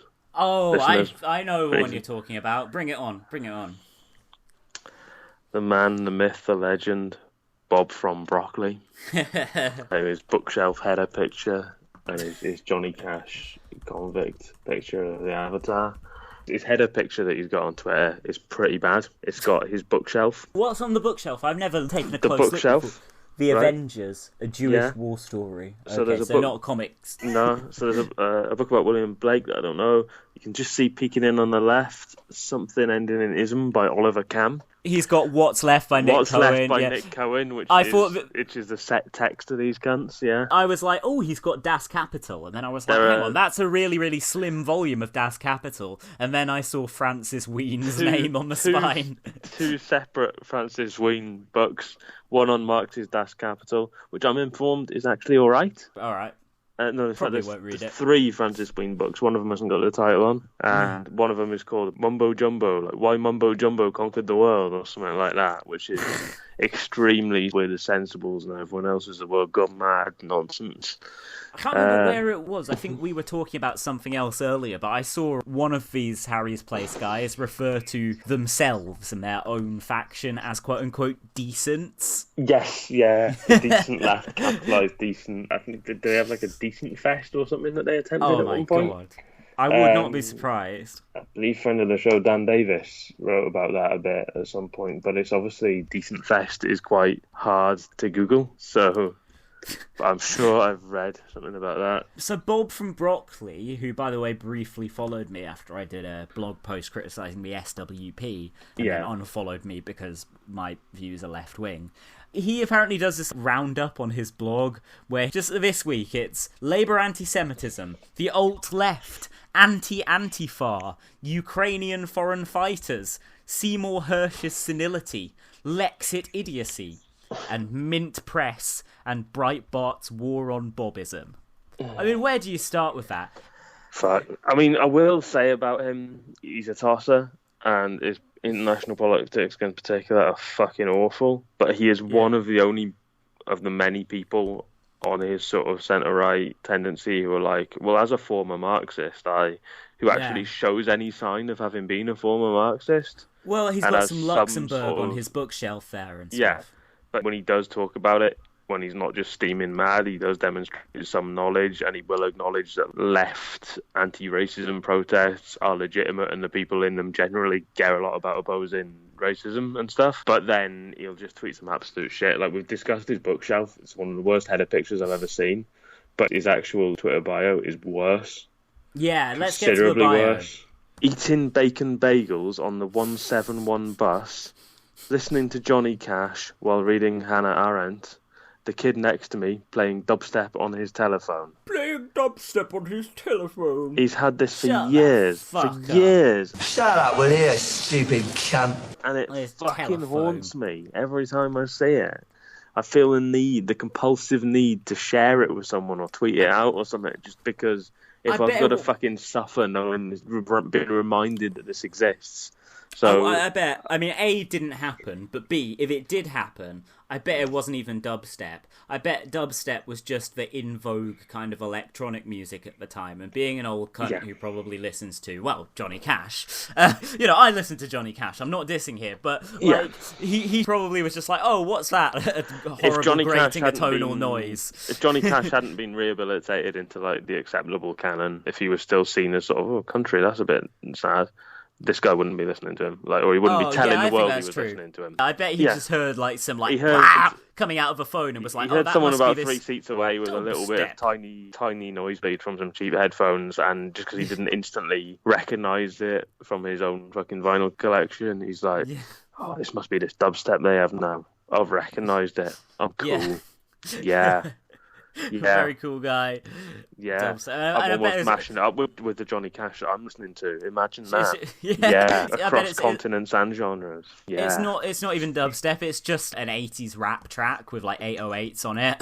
It's like the polar opposite. Proper like, well, my name is and I'm here to say sort of stuff. But I look probably just about come to terms with that. Brian Wilson and the Fat Boys. My name is Brian and I'm here to say I wrote lots of Beach Boys songs or whatever. Fuck it. But I'm pretty sure he literally does say my name is Brian and I'm here to say in Brian Wilson's ill-fated hip-hop track. But yeah, God, but he's a sweet man, really. He's been through a lot. Oh, also, do you know Brian Wilson is no fap? I found an interview of him from the 90s. It's had loads of juicy gossip where he's slagging off the other Beach Boys. But then he just starts explaining how he's like stopped wanking or having sex, and it keeps him on the level. Again, we've discussed sort of evil counterparts already in this show, but that means that somewhere in the world, Mike Love has given an interview about wanking. Mike Love is just always masturbating. Yeah, he's got a fake arm so that his real left arm can just permanently be like pumping away in his big trousers. That hat that he always wears, despite everyone knowing that he's bald. Yeah, he just wipes it in there. It's just full of like decades. And he just strolls around with like all his session musician mates. Like, yeah, hi, I'm Mike Love. Hope you're enjoying the show. But he's really enjoying the show. Yeah.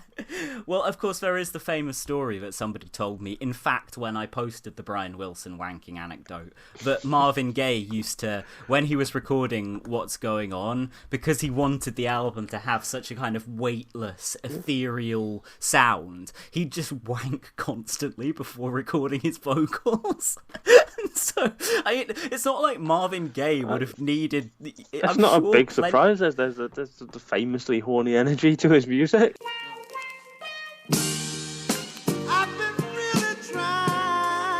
Like, no, but I mean, makes sense. But surely loads of women would have had sex with him, but I guess he was just like, no, I've got to do this myself. Yeah, I've got to take the lead here.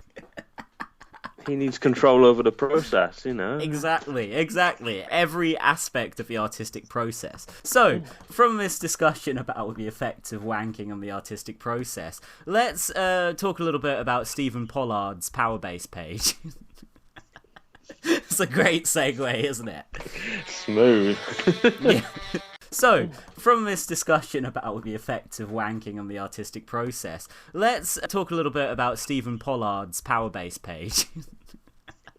It's a great segue, isn't it? Smooth. Yeah.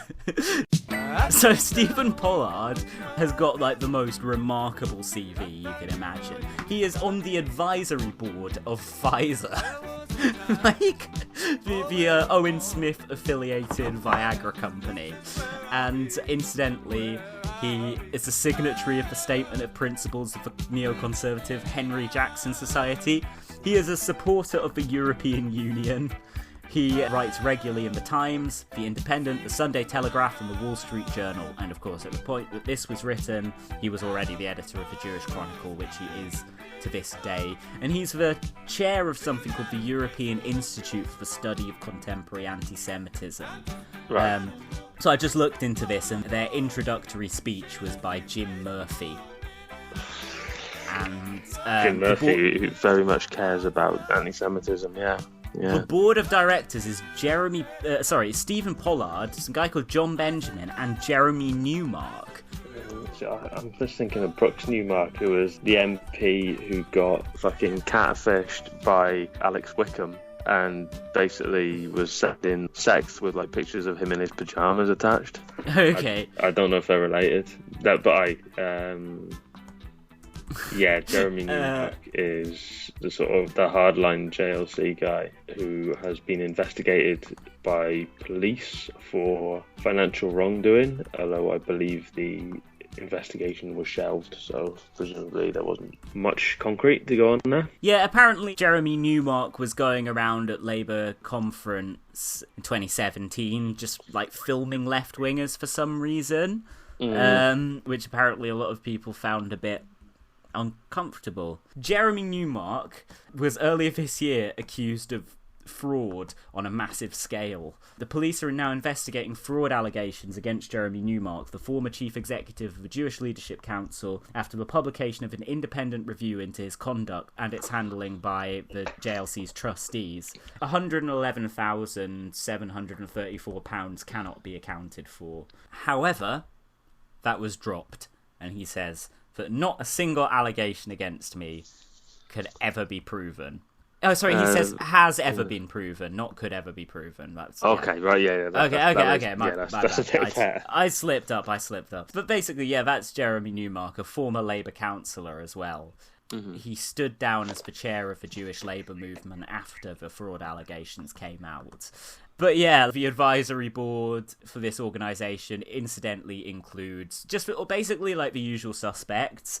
Martin Bright, Rabbi Jonathan Sachs is one of their patrons, Douglas Murray, Daniel Finkelstein, David Hirsch, and Oliver Kamm and Michael Gove are all on the advisory board. And Martin Bright, I don't know if I said his name. Great bunch of lads.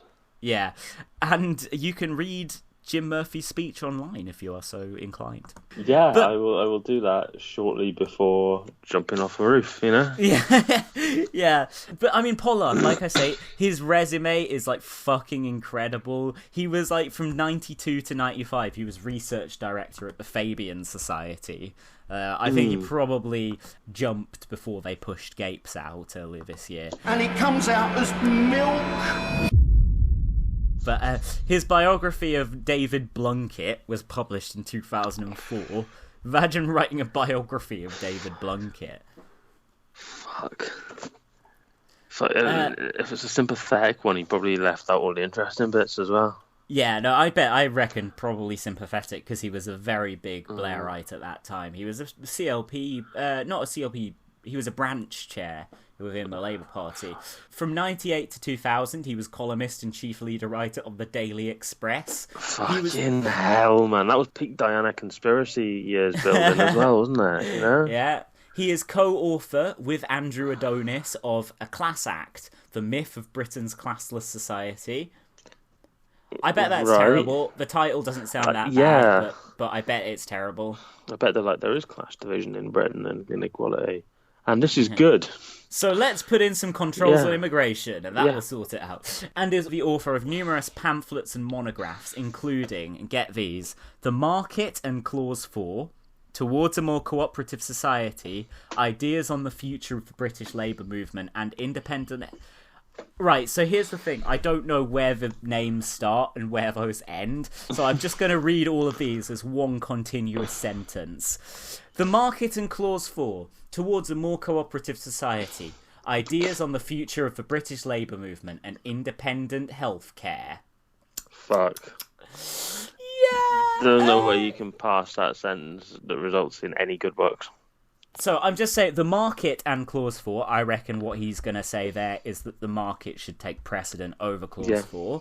Towards a more cooperative society, I imagine he's talking about cooperation between the public and private sectors. Ideas on the future of the British labour movement, I imagine de-emphasise the labour aspects of the movement.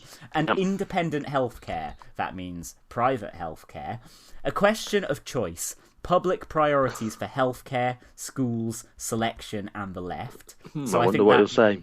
Yeah, I think that will probably be like, let's have more private schools and hospitals. Well, he said some horrendous stuff about the NHS, hasn't he, before? Oh, yeah, it says on this page, in fact, further down, but his final pamphlet name is The Left and Israel, America, and the Jews of the European Union. So... I mean, I think that the latter sounds like it fits very much within his kind of Atlanticist worldview / Europhile. Then, yeah, you're right. On his blog, Pollard disparages both the NHS and the Royal Mail. Well, in The Guardian, I've got a Guardian comment is free from 2008 here, where he's kicking off about the same thing, basically saying Alan Johnson isn't being tough enough about the NHS. Fucking hell. More than 6.5 million people have private medical insurance. Mm-hmm. Patients are already used to spending their money on healthcare. Many others pay for one-off private treatments. And this is not just for the better off. More than 3.5 million trade unionists. Hang on. Yeah. You can be well off, you can be better off, and a trade unionist. Like, it's not hugely exclusive. Well, I think there is that idea that, like, once you've got your own lot in life, then you don't need to struggle anymore, even on behalf of others. So I think for Stephen Pollard... Stephen might have been in a union when he was in his, like, 20s or something, but once he got all his cushy Fabian Society, Daily Express type jobs, then I don't think he really needed that anymore. He says here, the plain fact is that if you have a serious disease or need long-term care, if you have the right coverage, you are so much better off being treated in the US that the NHS is not even comparable. Now, that if you have the right coverage, if you've got Pollard's CV and presumably quite a nice income for quite a long time, being on various advisory boards, for having various high status jobs as well. Like, I think if you're earning 6 figures a year, you probably are much better off being treated in the US than the NHS. But it's a massive if, isn't it? If you have the right coverage. Well, I don't know if you've followed the debate about healthcare in the US, Stephen, but the problem is most people don't. Well, these people should just make better informed choices in the marketplace. They shouldn't. You don't need to eat food or have a roof over your head. Exactly. Although he qualifies the statement by adding that the crucial words, of course, are if you have the right coverage. Okay, and clearly the US system is not remotely a model That's the James Ball thing of disclaiming his own sentence out of irrelevance, so when people jump on him, he can be like, But then again... I said if you have the right coverage. Exactly, yeah. But then again, is anything really correct? Like, just keep caveating everything until no one knows what you think, including yourself. And then the other section on this page on Pollard is all about his views on Islam. He says there is no more important issue facing the West than Islamism, Islamofascism, or, to use yet another label, radical Islam. Could you not have just picked one, Stephen? Sloppy writing. Jesus, man. I've seen the future. It's scary and Belgian. What? At the bottom of this Powerbase article, it's in publications without context. Pollard accuses Belgian Prime Minister of being paranoid and xenophobic. I think he's kicking off about like the EU scare stories and basically saying Prime Minister. Basically saying that's Europe's fault, that all these false stories, your bendy bananas myth and all that propagate. They're based apparently on paranoia. Oh.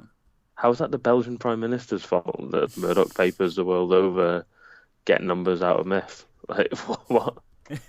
No, man, Murdoch papers, they're bad, but Richard Desmond papers, absolutely fine. Great bunch of lads, yeah.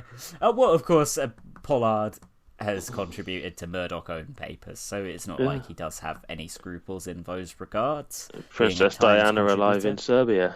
I'd probably run that as a headline at some point. I can't really do justice to how off the wall the Daily Express was in the early noughties.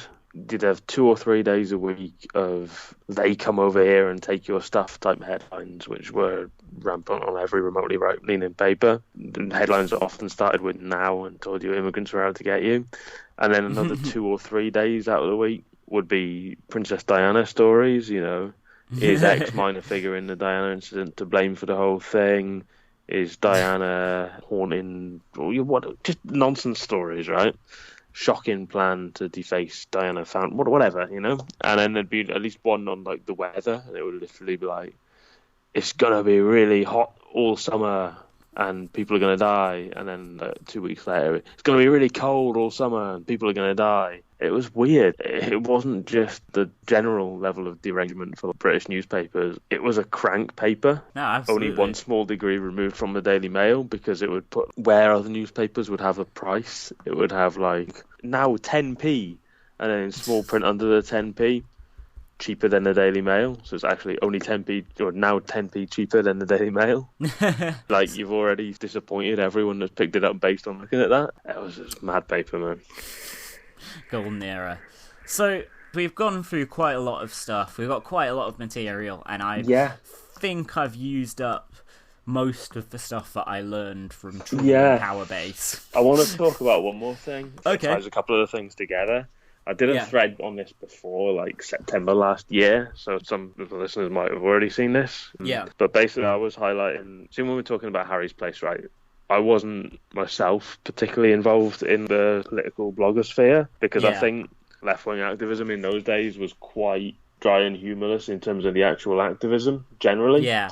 So I would gravitate more towards web forums and stuff, where there was a bit more of a sort of slight shitpostery element, not to the extent of Twitter, but sort of use dark humour to rip the piss out of it, rather than more serious stuff. Yeah. But there are a couple of points in that where I've come into contact, like how I've really been aware of Harry's Place back then, in the sort of late noughties. There are 2 people that sort of turned me on to that, and one of them was, I'll talk about quite briefly, it was the artist later known as Falcon Malteser. Because he used to post on Cooked and Bombed as Bobowski, and he had pretty bad kind of Euston Manifesto politics, but if he was pissing you off, you'd just ignore like a small handful of political threads, and he'd post about all sorts of other stuff more normally. Yeah. Although he was a bit weird and creepy about women, the way he'd talk about them. Yeah, a bit. Get sort of. I've seen those posts. Yeah, no. Yeah, and most of the worst ones were a little bit later, but there was just a slight sort of weird Patrick Bateman detached tone to him. Like, but he didn't come across as obsessive. But then at some point around the time he's rebranded to Falcon Malteser, he's just obsessively like the anti-left guy. And he was still a member of Labour at the time. I don't know if he's, I presume he's still not now. But that's fucking hope not, man. That's what did for him in the end, really, because fucking kick him out. Yeah. He essentially quit that forum in disgrace, and I don't think has been back unless he's got an alias, because he was complaining that all the cool women in his CLP were like chatting up all the lads from Momentum, and it was disgraceful that they weren't paying attention to him. And then on election night, he was just live posting some quite creepy shit about fancying the returning officer, and people were just like, "It's not funny anymore, fuck off," and he did. What, 2017? Yeah, I think it was 2017, unless it was an election before that, a local by-election. I think it was 2017. Yeah. Fuck. Yeah, and obviously he's got some quite creepy views on stuff like crimes of sexual assault and what should make them more or less severe sentences. But he would always tweet Harry's Place links even before he was Falcon Malteser, and they'd usually get treated with quite short shrift because they were so obsessively, we're going to character assassinate this guy. So if they did have any dodgy comments on the person they were writing about, they'd mix them in with like 10 fairly weak ones where it's just like, this guy supports Palestinian rights, you know, and against people being forced out of their homes, and they'd be treating that as like equivalent to anything dodgy they had said. Yeah. But the other guy, I think, is a bit more interesting in a way, because it was on a completely unrelated forum, a football and video games forum that was like a spin-off of a spin-off of a spin-off of the official Football Manager forums. So this is where I originally knew Comrade Dan Howden from, in fact. We've been on the same fucking corners of the internet in one way or another for about 15 years or more now. Literally since I was at school, which is weird. There's this one guy who'd come over from the same groups of forums, and he was quite a right-wing guy. He was like an expat living in Spain. He had a slightly dubious story where he'd constantly heavy implied, but not outright say it was for like drug dealing and stuff, and he couldn't go back to Britain for any length of time because they'd get him. I think he was probably exaggerating, and he was just a slightly dodgy cash-in-hand businessman that had figured he could scrape by in the sun rather than scrape by in the rain, you know? Yeah. But he was very right-wing, not in every respect, but he was very much obsessed with Islam. That was his big thing. The rest of it, he did pass as either normal, middle of the road, or just normal, bit right-wing, like your dad might be or something, you know? He thought that there would be a global race war in his lifetime. He'd specifically call it a race war. And he'd basically go around and say that radical Islam would be like the aggressors or would cause it and so on. But he would really take to extremes this idea that there were a lot more radical Islamists and extremists than the ones that were carrying out acts of terror and aiding them. And he was essentially starting from a place he would assume that any Muslim he met was funding terrorism until they could prove otherwise. It's like us with assume someone isn't a sadist until they can prove otherwise. And like it being a more general football forum, there'd be a full range of people agreeing with a lot of his shit and violently disagreeing with some of it and so on. So I'd always try and make sure to like try and pin him down when he was making wild claims like that, more for the benefit of anyone else reading it that might not be particularly political. So you challenge on him it, and he'd always cite like, oh, actually this guy attends this mosque which is known to be radical because of this, this and this and this. It was always quite a convoluted chain of events, you know. So you'd like, okay, have you got a source for that? That sounds interesting. Always 100% of the time be from Harry's Place. Now his politics were to the right of what Harry's Place's stated ones are, but it ties in with that list of sites that Harry's Place visitors also visited, you know, your Guido Fawkes and stuff like that. And it ties in with something as well I was reading last night where it was like, in fact, from Marco Attila Hoare, who turned his back on Harry's Place quite early on, where it was like he was just appalled at how many people were just turning up in the comments like, yeah, someone's finally sticking it to the Muslims, you know? And then when he would say, no, hang on, it's not about that, can you fuck off? Other contributors to the website, you'd have these arguments in the replies to his own articles, and like other columnists would be like, no, actually, Tommy Robinson for president is right, you know? Yeah. I'm looking at some of the sources that were cited by Harry's Place regularly. One of them is David Frum, for George W. Bush advisor, and now prominent figure in the anti-Trump resistance, and one of the key architects of the Iraq War, who wrote George Bush's Axis of Evil speech, which I imagine is a very popular bit of oratory on Harry's Place. Yeah, you've got to respect the versatility of the grift, I guess. So is Harry's Place going? Is it an active? Yes. Yeah, it's still going. There's also a shit Twitter feed as well, but like the case for Bernie Sanders. Fuck. Right, they got Bloodworth in again or something. Didn't see that coming. Rosina Allen Khan faces abuse for trying to help Palestinians. I'm sure they've got an interesting take on trying to help Palestinians. But this guy I'm on about, right? We'd always try and pin him down. It would always be Harry's Place links. You knew that was the site to link to give a certain respectability, because it wasn't an obvious right-wing site if you didn't know the issues already, sort of thing, and didn't know some of the perspectives. Yeah. They would all make a point of being performatively. Well, as a leftist, I still happen to think that this, you know. But this guy, one day, halal food came up in like a food topic or something like that. And he was like, halal certification. At first it looked like he was saying it was like a racket. It was being used to certify halal foods that obviously would be halal, because it doesn't have anything in it that would not be halal. So he was sort of almost implying that they were menacing supermarkets into getting everything certified, which is pretty crankish in itself. And then he was just asserting that, like, well, where do you think all these extra funds are going? That's all going straight to terror groups. So again, it's so absurd, this idea that Big Halal is a conspiracy to fund terrorism. So I was pressing him, and I was like, look, what the fuck are you on about? Come on, I really want to see a source for this, because this is going to be funny. And he wasn't having... He normally would come up with... Cubans in Syria all over again. He would normally come up with a source of some sort from Harry's Place quite quickly, and he was really avoiding for this, so I knew he didn't have anything good. So he didn't have a Harry's Place link for this one, and eventually, and this was after like a month of like, look, you've said this, can you fucking give us a link? Because if halal certification boards are funding terrorism, that's quite a big story, pal, you know? It turned out he's come up with some he's linked me to a page on the halal certification website, and he said, that lad in the second photo there, look at him. Right, I'm looking at him, what's your point? He's smiling in a promotional shot for the website of the halal certification board.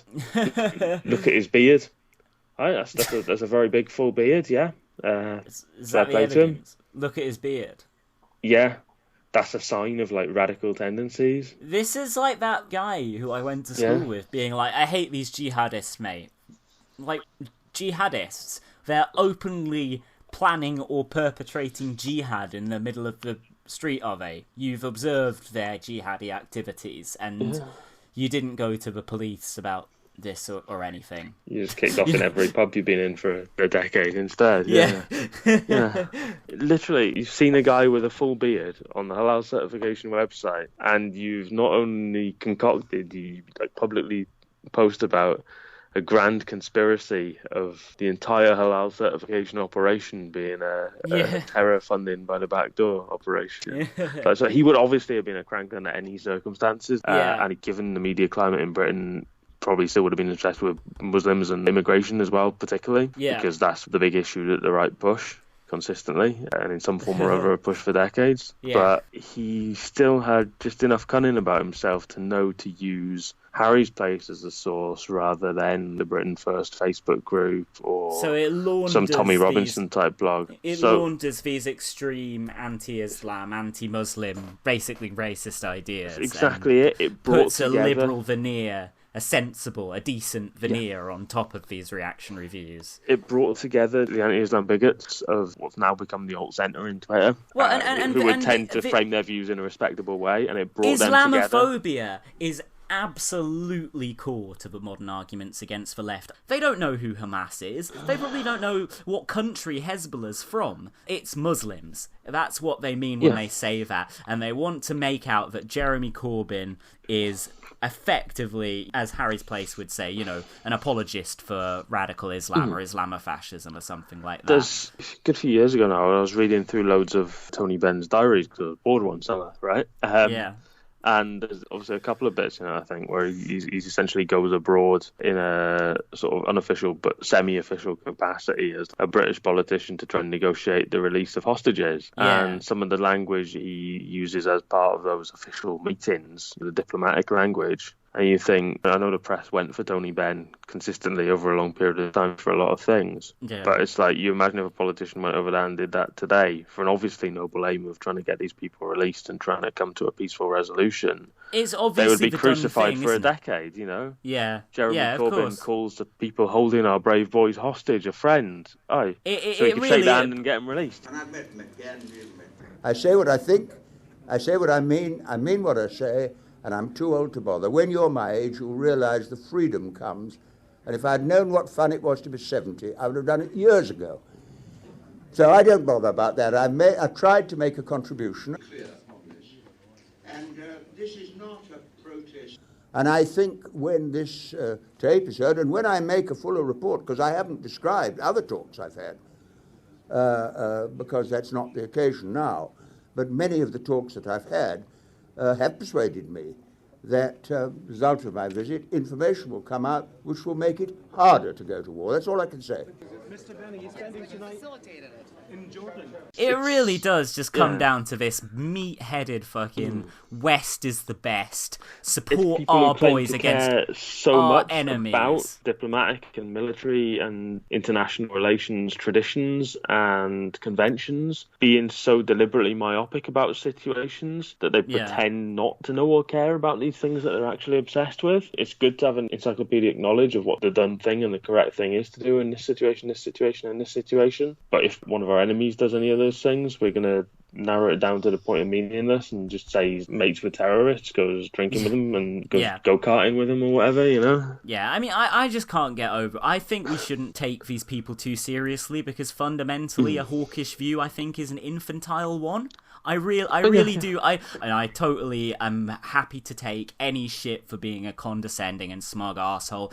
I think it is outright stupid to assume that the enemies of the country that you live in's foreign policy establishment are your personal enemies. To assume that because your country invaded somebody once, that makes them your personal enemies. Why would you possibly assume that your interests were the same as the establishment under which you live? I don't think it's credible, and I was outright shocked. This has become a kind of a mantra on 2 years of episodes of Real Politics. I did not realise more anti-West than anti-war was a thing that grown-ups thought.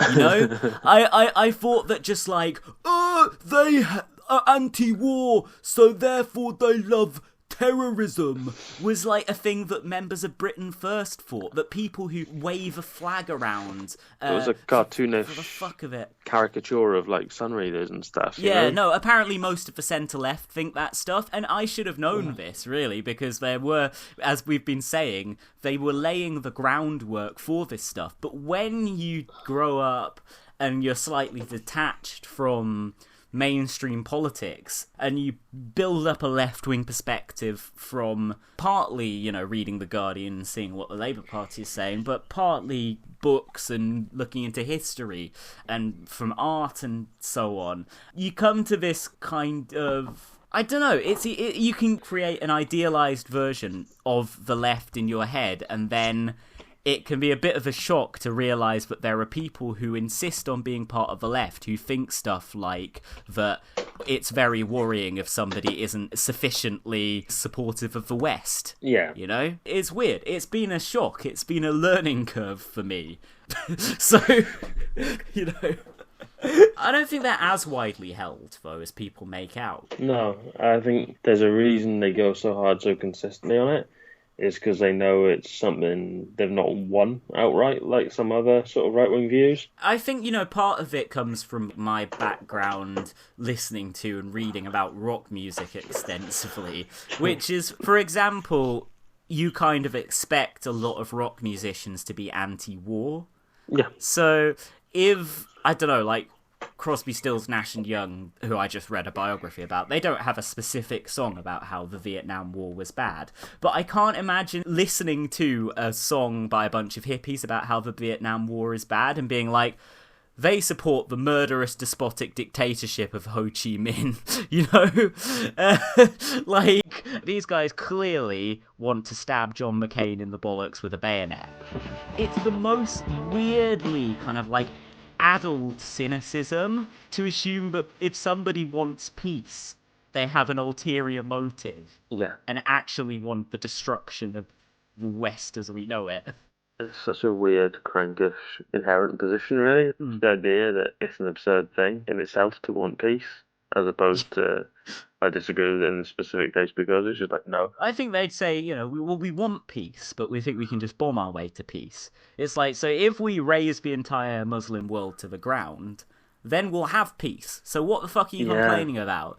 It seems to have died down now. But from when I was at university, back sort of 2009, 2012 sort of time, if you got a right-wing or a centrist contrarian type person, and you got in a discussion where you were talking about opposing the Iraq War or opposing the Falklands War or something like that, one of those annoying fucking debating phrases that sort of go in and out of fashion at the time, one they'd always use was literally, oh, I bet you don't support any wars. Name one war you would support. World War II, would you support that, would you? Or is it bad because people die? I've got to say, it would have been nice if we could have avoided that one. Yeah. Like, that's a terrible shame. But yeah, I mean, we had to defeat Hitler, obviously. But did we not have to do that? That would have, I think you should never go into a war with a fucking full-on Mike Gapes war boner. No matter how unpleasant your enemies, No, totally. And also, I think another thing is, it's just so weird that this sprung up during the Blair era, with the most hawkish conceivable leadership of the quote-unquote left that you could imagine. Literally a torture and rendition approving government, a rampantly Islamophobic, civil liberties stomping, Muslim world bombing, like... that was the left at that time, and they were like, fuck this has got too anti-war because, like, John Pilger made another documentary. Yeah, they control every single aspect of the Labour Party and most of the sort of popular centre-left, if that makes sense, in like the Guardian, the Independent at that point. They controlled everything, and they couldn't convince a large portion of the populace that the Iraq War was just and good. Yeah. And I think they're ultimately still fuming about that and I think so. Still thinking, well, if we keep plugging away at it, time will prove us right, we'll win them round, Like, and in actuality, obviously, it was obviously bad at the time, and it's only got more obviously bad since. Yeah. In terms of there's more evidence out there now of the consequences of it. But they still think they can win that one. You get in an argument about Blair, and someone will always go, oh, everyone always goes, but Iraq, look at all the good things he did. Like, obviously, as if they balance out, and it's like... You didn't do that many good things. But, they downplay it so much that they want to turn around and say, actually, Iraq was good, fuck you, I'm putting it on the list. Well, let's see. 1 million dead in Iraq, although I've got to say the likes of Twildon frequently dispute that figure in a manner quite similar to Holocaust deniers. Actually, only 700,000 died in Iraq, which is good. Let's see. So 1,000 or possibly fewer, Twildon, deaths in Iraq versus 1,000 or fewer? 1 million or fewer. Okay. Sorry. 1,000. Yeah. This is my new conspiracy theory. Look, we killed 1,000 people and they were all the bad guys. So really, it was a true liberation. Yeah. But no, I mean, it's like, 1 million dead Iraqis, or like with some sure start centres that the Tories would close most of. I don't know. Tough choice there. But for the internationalists of the Labour Centre, it's a pretty clear-cut choice, because we know that internationalism extends to within the borders of the European Union and no further. Yeah, it's a dead view, isn't it? Like, there's never stop hammering away at it. There's the famous David Aranovich quote: "If there's no evidence of this found, I will unequivocally apologise for all my support of Iraq." And then he just blanks or blocks anyone that brings it up at any point in the last 15 years. It is good for him. I don't think he's got Realpolitik blocked, so next time he tweets some shite, I'll send him that in his replies. Yeah. I've taken to stuff like, whenever Neil Coyle spouts shite, I just send his tweet about nominating Jeremy Corbyn. Nice. I'm going to do a thing when when Owen Smith starts chatting shit. Oh shit! Is there a him... tweet about that? Because I know there's the Facebook message about it. Look at the Real Politik account. It's one of our most recent screenshots that we posted. Yeah. When Owen Smith was chatting shit earlier, I posted, "Listen to the clip behind the Owen Smith 29-inch penis row" on the Daily Mirror. So I'm just gonna link to a different Owen Smith gaff every time he chats some shit. Yeah, that you never run out. Yeah. It's just absurd. An absurd man. My question's about you. Is that okay? Of course it is. 5'6". 29 inches. Inside leg.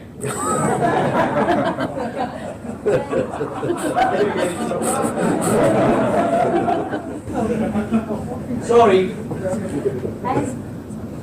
What handful of things have you gone through in your political career, experiences that you've learned from? Alright, so should we wrap this up for now then? I think we've covered a lot of ground on the sensible left. Yeah, I think maybe just as a sort of warm-up for when they inevitably go on an election at some point in the future and we've got to get a bit more topical with these episodes, we should refer to today's news and perhaps have a moment of silent respect for Frank Field, who has today announced that he's defected to the party he's founded himself, the Birkenhead Social Justice Party. Yeah, which we are quaking on our boots. Social right justice now. Presumably does mean putting local single parents in concrete bunkers under motorway flyovers, which is his pet project for his whole political life, because he's such a good Labour man. What I found funny was, so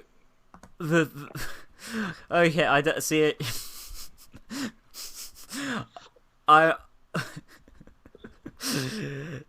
Alright, I'm just going to say it. The thickest journalist in the UK, Jane Merrick, basically tweeted, she quote tweeted Frank Field saying, "Glad to see he's not leaving politics, and this now makes total sense. No home for him in any other party. Maybe in the future, British politics will be hundreds of bespoke parties with rainbow coalitions. Pick and mix politics." Holy shit. Well, that sounds fucking terrible. Every fucking crank backbencher in Britain, of which there are always at least 100 at any given time, all just teaming up and forming a powerful electoral bloc. Like, I support putting single parents in bunkers. I support the private water industry, you know.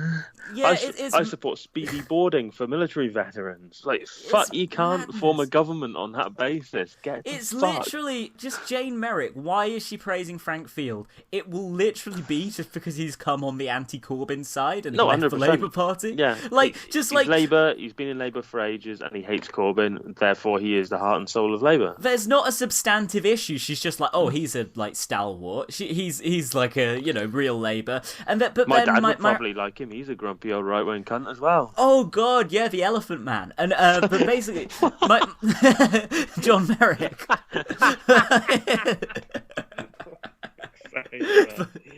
But basically, look, if David Lynch has made a film about your dad, you should probably pipe down for a bit, honestly. But basically, my friend Penny replied to Jane Merrick. I think they're quite friendly. But Penny said, also meaningless party named. No social justice for disabled people from Frank. And Jane Merrick was just like, remind me. And then loads of... I can't be asked to Google it, but you probably have a point. Loads of people, Penny included, sent her loads of evidence of Frank Field's absolute shite politics. And Jane Merrick over the years, just didn't reply to any of them. Oh, no, that's the rule. You don't reply to anyone with less followers than you unless they're agreeing with you. She replied to Penny saying, remind me. Yeah. And then her next tweet was just, can we have a shout out for engineers who have my renewed and increased respect after reading into the Whalley Bridge Dam incident? Okay. Right, yeah. Well, just move on. Yeah, to move on to the engineers. And then she was replying to people about how much she respects engineers in response to that, but not to any of the stuff about Frank Field. just walking near a station or a fucking warehouse where there's anything engineering related going on, just be like, I respect your service. I respect you guys engineers so much. Without them, we wouldn't have engines. Subs, please check. I just find that so funny. She just praises Frank Field with clearly no basis behind it, and then when people are like, no, he's shit, she's just like, ignore.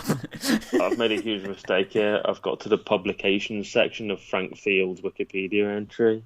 Okay, go on. Well, I'm not going to read the whole thing because he's literally published about 50 pamphlets or books. Gapes, eat your heart out. A red cake with great big red cherries, or a blue cake with great big blue cherries. He's been publishing pamphlets and books since 1971 up until 2003 regularly. There's an average probably of about 2 a year, 1.5, 2 a year.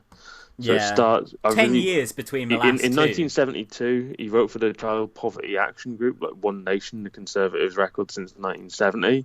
Now, I don't know what his politics were like in 1972, but I feel like if he revisited that, he'd be like, yes, the Conservatives' record since 1970, very good. Wasn't he a Tory at one point? Oh, no, okay. He's worked with the Tories, he's advised them on stuff. He was in the Tories when he was young, but he left in 1960 because their support for apartheid was just too much for him. He was like, right, I've got to draw the line here.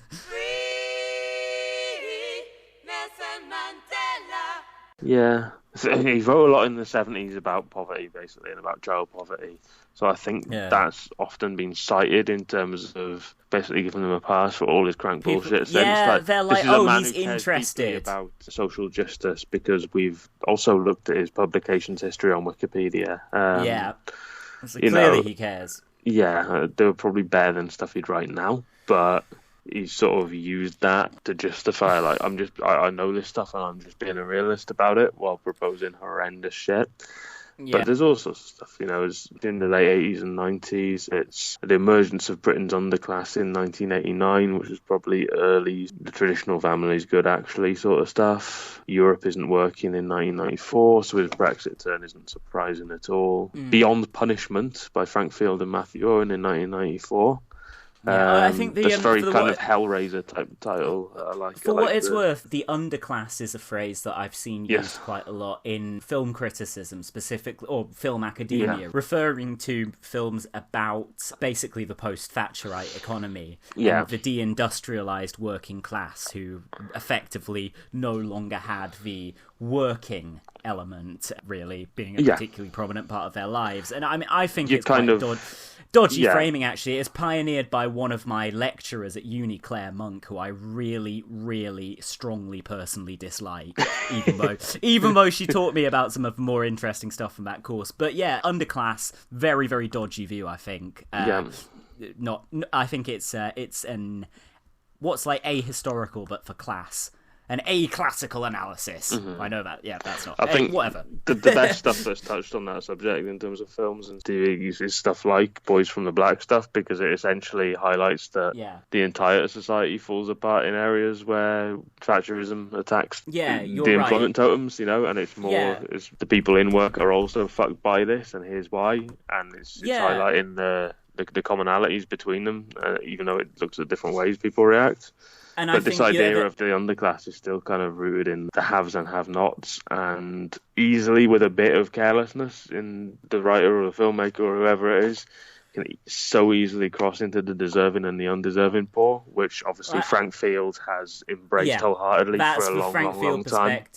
I think that if you want some stuff that shows the quote-unquote underclass, but in an empathetic way that doesn't sacrifice a proper analysis of it genuinely still being the working class, I think some of Ken Loach's films from the 90s, such as Raining Stones, to an extent Riff Raff, although that is about people who are properly employed, My Name is Joe, those films are really powerful movies, and Loach at his most understated. And they're not just like, look at these people on the outskirts of society, because it can almost become an American kind of analysis, like a certain American films about, they'll be set in the hood, and they'll show it, they'll be a bit empathetic, but really they'll just kind of show it as all this, like, squalor. And and it will be an almost kind of poverty tourism thing. And that's what I think Loach avoids in his films that could be described as being about the underclass. But they're all focused on how the systems themselves cause the problems rather than generalising about the actual people involved. Yeah, but I don't think it's a particularly useful category, underclass in general. And as you say, it makes sense that Frank Field would embrace it. I think something Loach often returns to, I'm thinking of like The Navigators, which is like slightly after the ones you've mentioned.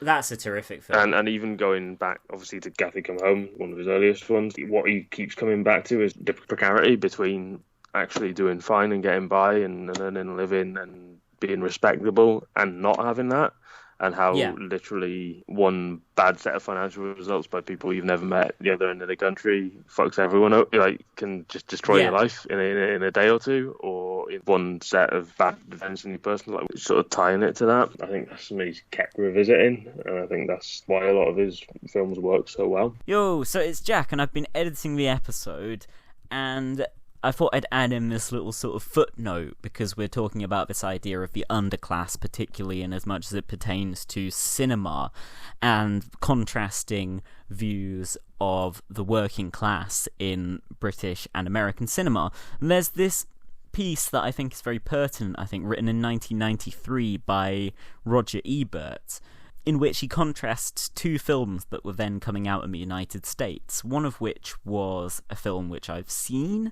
which was Ken Loach's film Riff Raff, and one of which is a film I haven't seen, which is Mac, directed by the great American actor John Turturro. And I largely haven't seen Mac because this review makes it sound a bit shit, and I'll just read some little extracts from this review, and then we'll get back to a few more minutes of me and Geraint.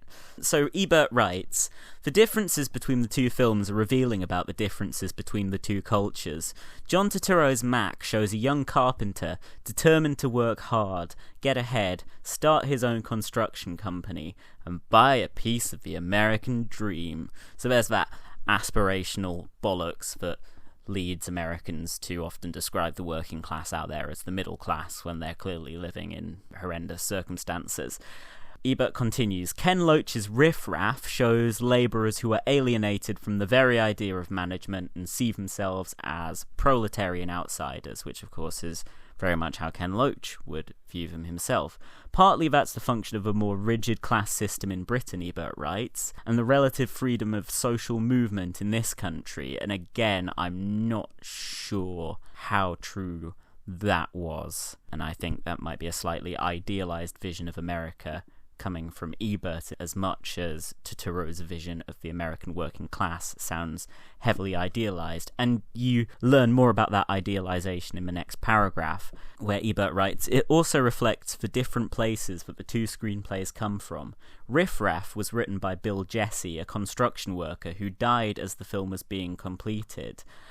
Incidentally, The Navigators, the great TV film that Ken Loach directed in 2001 that Geraint mentioned earlier, that was written by Rob Dauber, a railwayman, and it was the second film to be directed by Loach after Riff Raff, to be written by somebody from a profession that it depicts, who unfortunately, as in the case of both Bill Jesse, the writer of Riff Raff, and Rob Dauber, writer of The Navigators, died before the film came out. But both films are absolutely great, and I would heavily recommend both of them. Riff Raff was written by Bill Jesse, Ebert writes, a construction worker who died as the film was being completed. It reflects his unromantic, irreverent view of the world. Mac, there you go, unromantic, that seems to be the key difference. Mac was written by Turturro, who based it on his own father's life.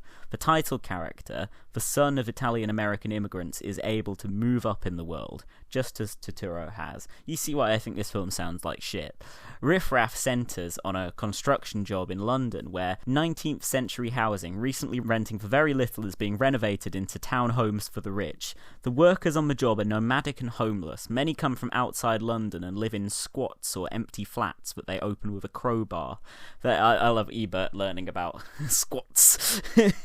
Their boss is a loud, aggressive site manager whose threats mostly involve his cheerful willingness to fire them. This is the key thing about Riff Raff that I neglected to mention in the episode itself, which is that Loach really digs into the casualisation of labour as industries like construction became less regulated. less unionised, less subject to worker protections. Ebert, being a perceptive critic, obviously no one's perfect, but I think he was one of the best at what he did, certainly in the mainstream sphere. He notices that. Ebert describes the characters in Riff Raff, which incidentally I think it's one of Loach's few films to really adequately, in some way, address racial issues, which I have to say are a bit of a sore spot in his films. Just mainly, not in that they're racist, but just in that they don't represent people of ethnic minorities for the most part.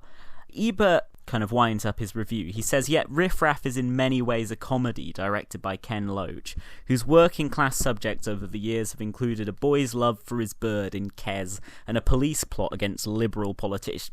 It's left-wing politicians, Roger. In Hidden Agenda 1990. There is a great humour in the scene where the leftist worker is found using a newly installed bathtub as rich buyers are shown around the flat. That is a great scene. Another bathroom here, which I think you'll find very impressive. Who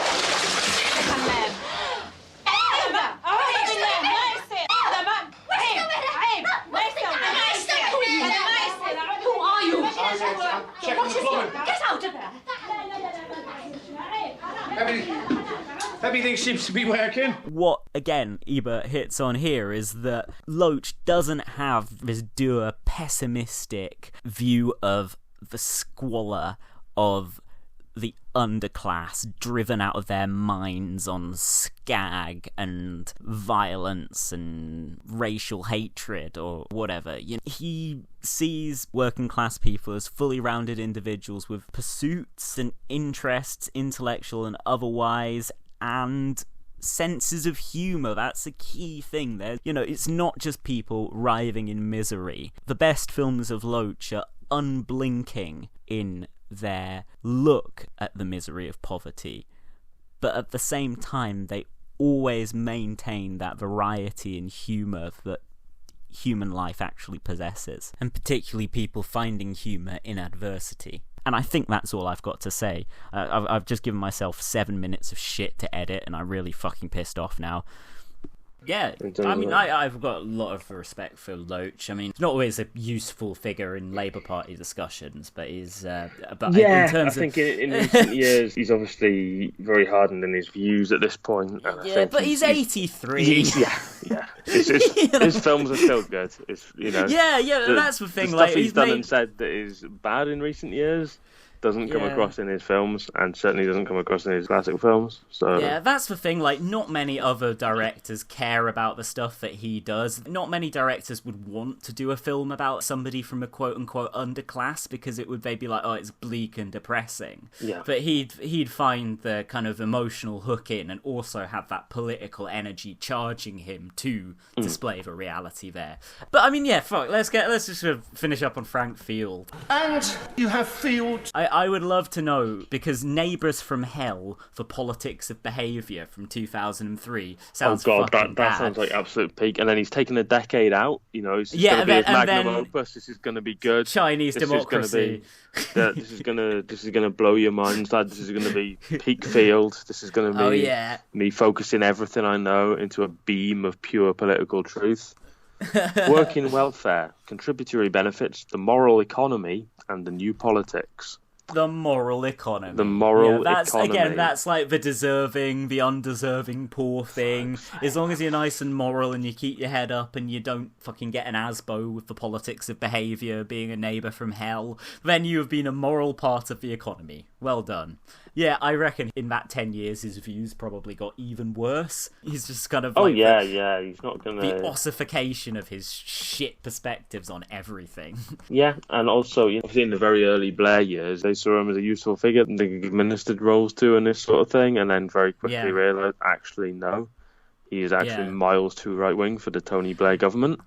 Yeah, they were like, this is great. He's a radical. He'll tear everything up and start again. You can maybe think in the early 90s, in the run-up to that, he was perhaps moderating some of his views, which is a terrifying concept, given the views he was expressing. Because, I might have a career here, I might get to implement some of this stuff directly. Yeah, I think the Blair government was very shocked when it turned out that he actually was precisely as committed to tearing everything up and starting again as they had thought when they when they hired him, they were like, oh no, he really does want to just fuck people's shit up, this guy. Ours specifically, I'm sure that Blair government wouldn't have been thinking about the poor, but Field was a divisive figure within that government. Christ, I was just looking at the Frank Field team Twitter feed, which is obviously not run by himself because he's in his 80s, you know. He does not know what Twitter but is. There's just him posing with a check with a load of like year 7 pupils. It's a bit disturbing. He must be oh god, he must be about the same age as Ken Loach. Like, you know, yeah, like, oh no, he's much younger.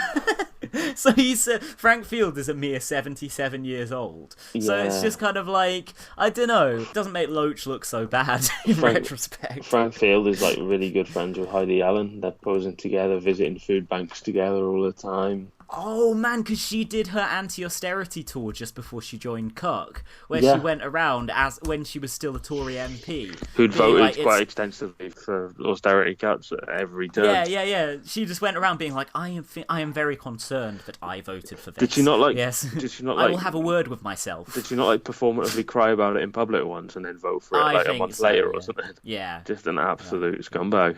Yeah, oh, totally. I almost started ranting about the Lib Dems there, but I'm going to forcefully stop myself and say that we are calling time on this episode. If we start talking about the Lib Dems, we're here for another hour. That can be the next episode, maybe. You know, the next recording. Dear God, yeah, I got 2.5 hours of material here. Okay, right. Great to talk as always, man. Thank you for listening to Real Politik, everyone. I hope you've all learned lots about the sensible left and Harry's Place and the Eustonites and so on. Yeah, don't investigate further unless Eager Elephant's a bit too mild for your blood. You know, he sort of beats around the bush a bit too much and doesn't really say what he thinks. It's like the worst parts of centrist Twitter. Oh God, I wonder if Harry's Place have ever come out on the trans issue. I hope not. Let's just say, if they have, no one needs to know. No one needs to know they've got nothing to contribute to the debate. Yeah. That's something we can all safely assume. I was just thinking about Eager Elephant's hardline transphobic views in addition to his hardline Eustonite views. And his hardline love of various racial slurs as well. Yes. The frichon. Yeah, it's exciting. It's exciting to say really offensive words that would qualify as a hate crime if you said them in public. Yes, absolutely. Right, so, on that note, thank you for listening to Real Politik, everyone. Thank you, Garant, for joining me, as ever, as our new Director of Strategy and Communications, brackets, Mr. Seamus Milne.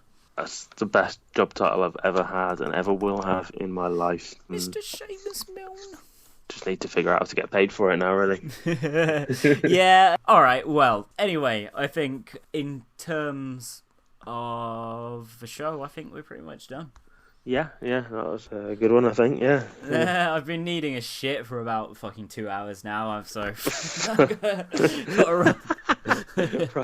We'll leave it there. That's when I was like, right, let's wind this up. That's the Harry Place effect. Yeah, okay. Alright, speak to you later, man. Yeah, pleasure talking to you. That was good. Peace, Alright. Bye then.